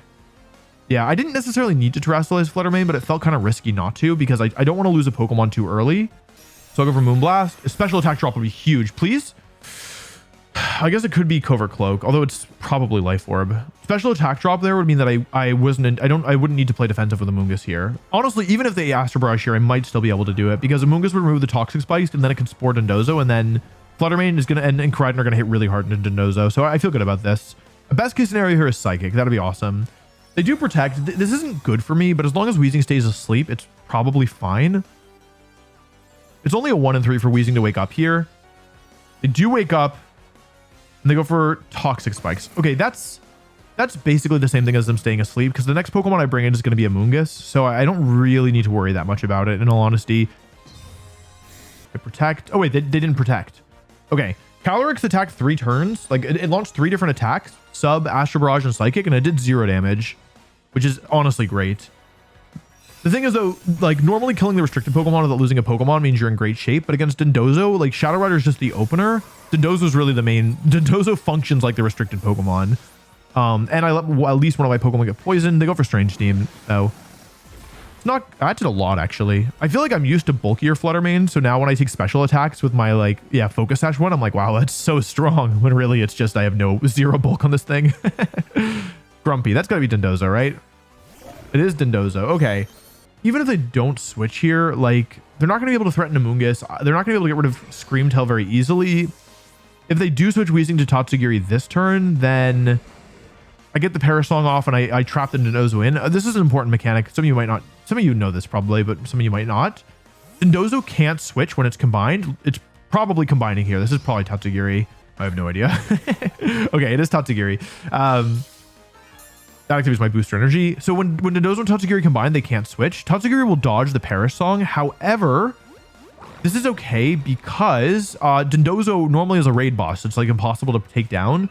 But here, I don't need to worry as much about it because Parasong will take it out in a couple turns because Dondozo can't switch out. And even though Tatsugiri is immune, it's still worth it to me. This is why I have to bring Screamtail into this matchup, even though I don't normally bring it versus Shadow Rider teams. Because against Dondozo specifically, I would love to see Order Up. Oh, with the poison, I might die. Hang on. Do I die to that? I think I survive. I think I survive. I have no idea. I'm really bad at estimating poison. It's 1/8 of my HP. 222 divided by 8. 32. I live. I almost died. So I think this is okay, right? They don't really have a great way around this. They also might want to try and predict, like, if the switching out Screamtail is kind of obvious. So maybe they'll try and, yeah, like punish it. Also, they only have so many turns before the Perish counter activates. They didn't protect, which is good. Into Screamtail would have been better, but it doesn't really matter, I think. It does a lot of damage, though. Your Spore. Obviously, Dondozo is going to faint in 2 turns, but I don't want to take boosted attacks here. What this does, basically, is it limits it to 2 wave crashes. Perish counter's at 2, right? Hang on. So many effects. Okay, Screamtail's poison activates and KOs it. That's fine. It did more than enough. Even if it had gone down the prior turn, it still would have probably been enough. Now we go into Fluttermane, because this gives me 1 more turn of Sun. Is that even true? That's not even true. I don't know. No, it matters because I want to attack this turn so I can protect next turn, since Dondozo is guaranteed to stay asleep this turn. The truth is that, like, the rest of this battle is going to play out as a 3 versus 2. Dondozo will go down. I'll have Coridon and Fluttermane still alive. They'll have no Terra available, but they'll have full HP on Tatsugiri, who could be Focus Sash or it could be Choice Scarf, and then Weezing. The truth is, though, because my Amoonguss is still so healthy, this is overall, I think, pretty in my favor because... Maybe a crit would have KO'd. I don't know. This is overall in my favor because I still have... Not only do I have my restricted Pokemon at full HP, but I also have Amoonguss, who... the Weezing used... They almost always carry Poison Gas. Anyway, it has no way of hitting Amoonguss, and it's neutral to Poison because it's a Fairy type as well as a Poison type. So all of this is trying to say... I think that with Amoonguss and a little help, I could probably close this one out, and I have Amoonguss and a fair bit of help. Like these aren't like the reserves. Like I got the A team on this on the board. Encore ends, but the parish count falls to 0, so Screamtail basically trades its own life for the end of Dondozo. Dondozo's too big, it blocks the camera, bye-bye.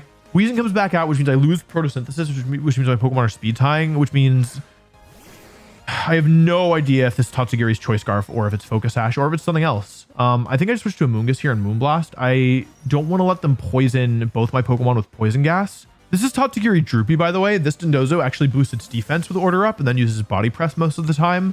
It's a cool strategy in my opinion. Basically, it's really good versus physical restricted Pokemon like Groudon, Zamazenta. It is Protect, so it's probably Sash. And Coridon normally, but not my Coridon, obviously. But yeah, basically, Dondozo starting with 2 defense boosts and being able to get even more while also boosting an offensive attack is just brutal. Okay, it does have Poison Gas. It does connect, which sucks, but it's fine. It's fine. It's cool. Although I guess they one-shot me with Strange Steam, actually, which is funny. Okay, no double protect. That's kind of what I was afraid of. Is it Sash? It is. I crit them. I don't think it mattered. I'll be completely honest. Focus Sash activates. I do get the special attack drop. It's nice to have. It might not be enough. I thought they'd Draco Amoonguss, actually. I guess it results in my Fluttermane surviving this turn.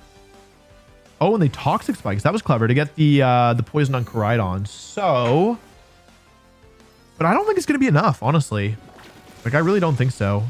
Nah, they're going to protect. Yeah. They forfeited. Yeah. I mean, it was going to be tough, truthfully. It was going to be really hard for them to win from there. In fact, I don't think they could win, like, just being blunt. So if I win one more, I'm at 90% win record, which is kind of nuts in the best of 1 tournament like this. This is pretty high ranked, though. 1645. That's actually really high ranked. And it's, oh, dude, I'm a Coridon magnet. What is this? Huh? What did I do to deserve all these Coridon? What did I do to deserve having to deal with what I'm doing to other people? Huh? I think I leave a Moongus behind, actually. It's either a Moongus or Screamtail. I think Incineroar has to come because of how good it is into Chenpao, and it's useful into Ogerpon. I think I need it for Chenpao alone. I don't think a Moongus is good here. It's bad into Shiyu. It's bad into Ogerpon Rock. It's bad into Coridon. It's not even good into Chenpao. Well, that's a good lead. No bias. Let's see here. I keep going for Icy Wind Flame Charge, but you know what I'm remembering? I'm thinking about how last game, Icy Wind Close Combat, the last time I played, I think it was the last Coridon I played, Icy Wind Close Combat just killed their Coridon. One shot. Well, I mean, I guess like double up. I'm faster. I wasn't paying attention to the Fluttermane, but I just assume I'm faster because I'm just goated. You know what? I'm going to rip it. I'm going to Icy Wind. Like, every time I play this, I'm like, oh, protect, man. I'm so scared. No, not this time. I'm going in. I'm stepping on the gas. Come on, Coridon. I looked it up after the game yesterday, and if they are 0 bulk on the Coridon, I one-shot always, I think. But if they have, like if they have max HP, then I never one-shot. I had assumed that Coridon were mostly pretty tanky, because like none of them run max speed, so I figured they must be like having a lot of HP investment. But I mean, so far my moves have been doing a lot of damage, so I'm willing to gamble here. If I lose, I'm gonna feel kind of dumb, but yeah. Also, like, this is kind of leaving me open to the Fluttermane, who, like, if they go for Icy Wind and Flame Charge, Terrifier Flame Charge, and survive, I think I might be cooked. But I can make it work. Copium. Okay, here's the Terra. That's good. That's Coridon confirmed. If it's Ghost again, I'm gonna bang my head in the desk. All right, it's fire. So in a perfect world, Fluttermane protects, and then Coridon goes down to the double up. Well, that's the first step. That is the first step. Here's Icy Wind. Oh, big damage. The damage actually matters though, because Coridon is so strong with close combat that this little bit of chip matters. I need like, I can't tell. Is that 5%? It's probably 5%. Die.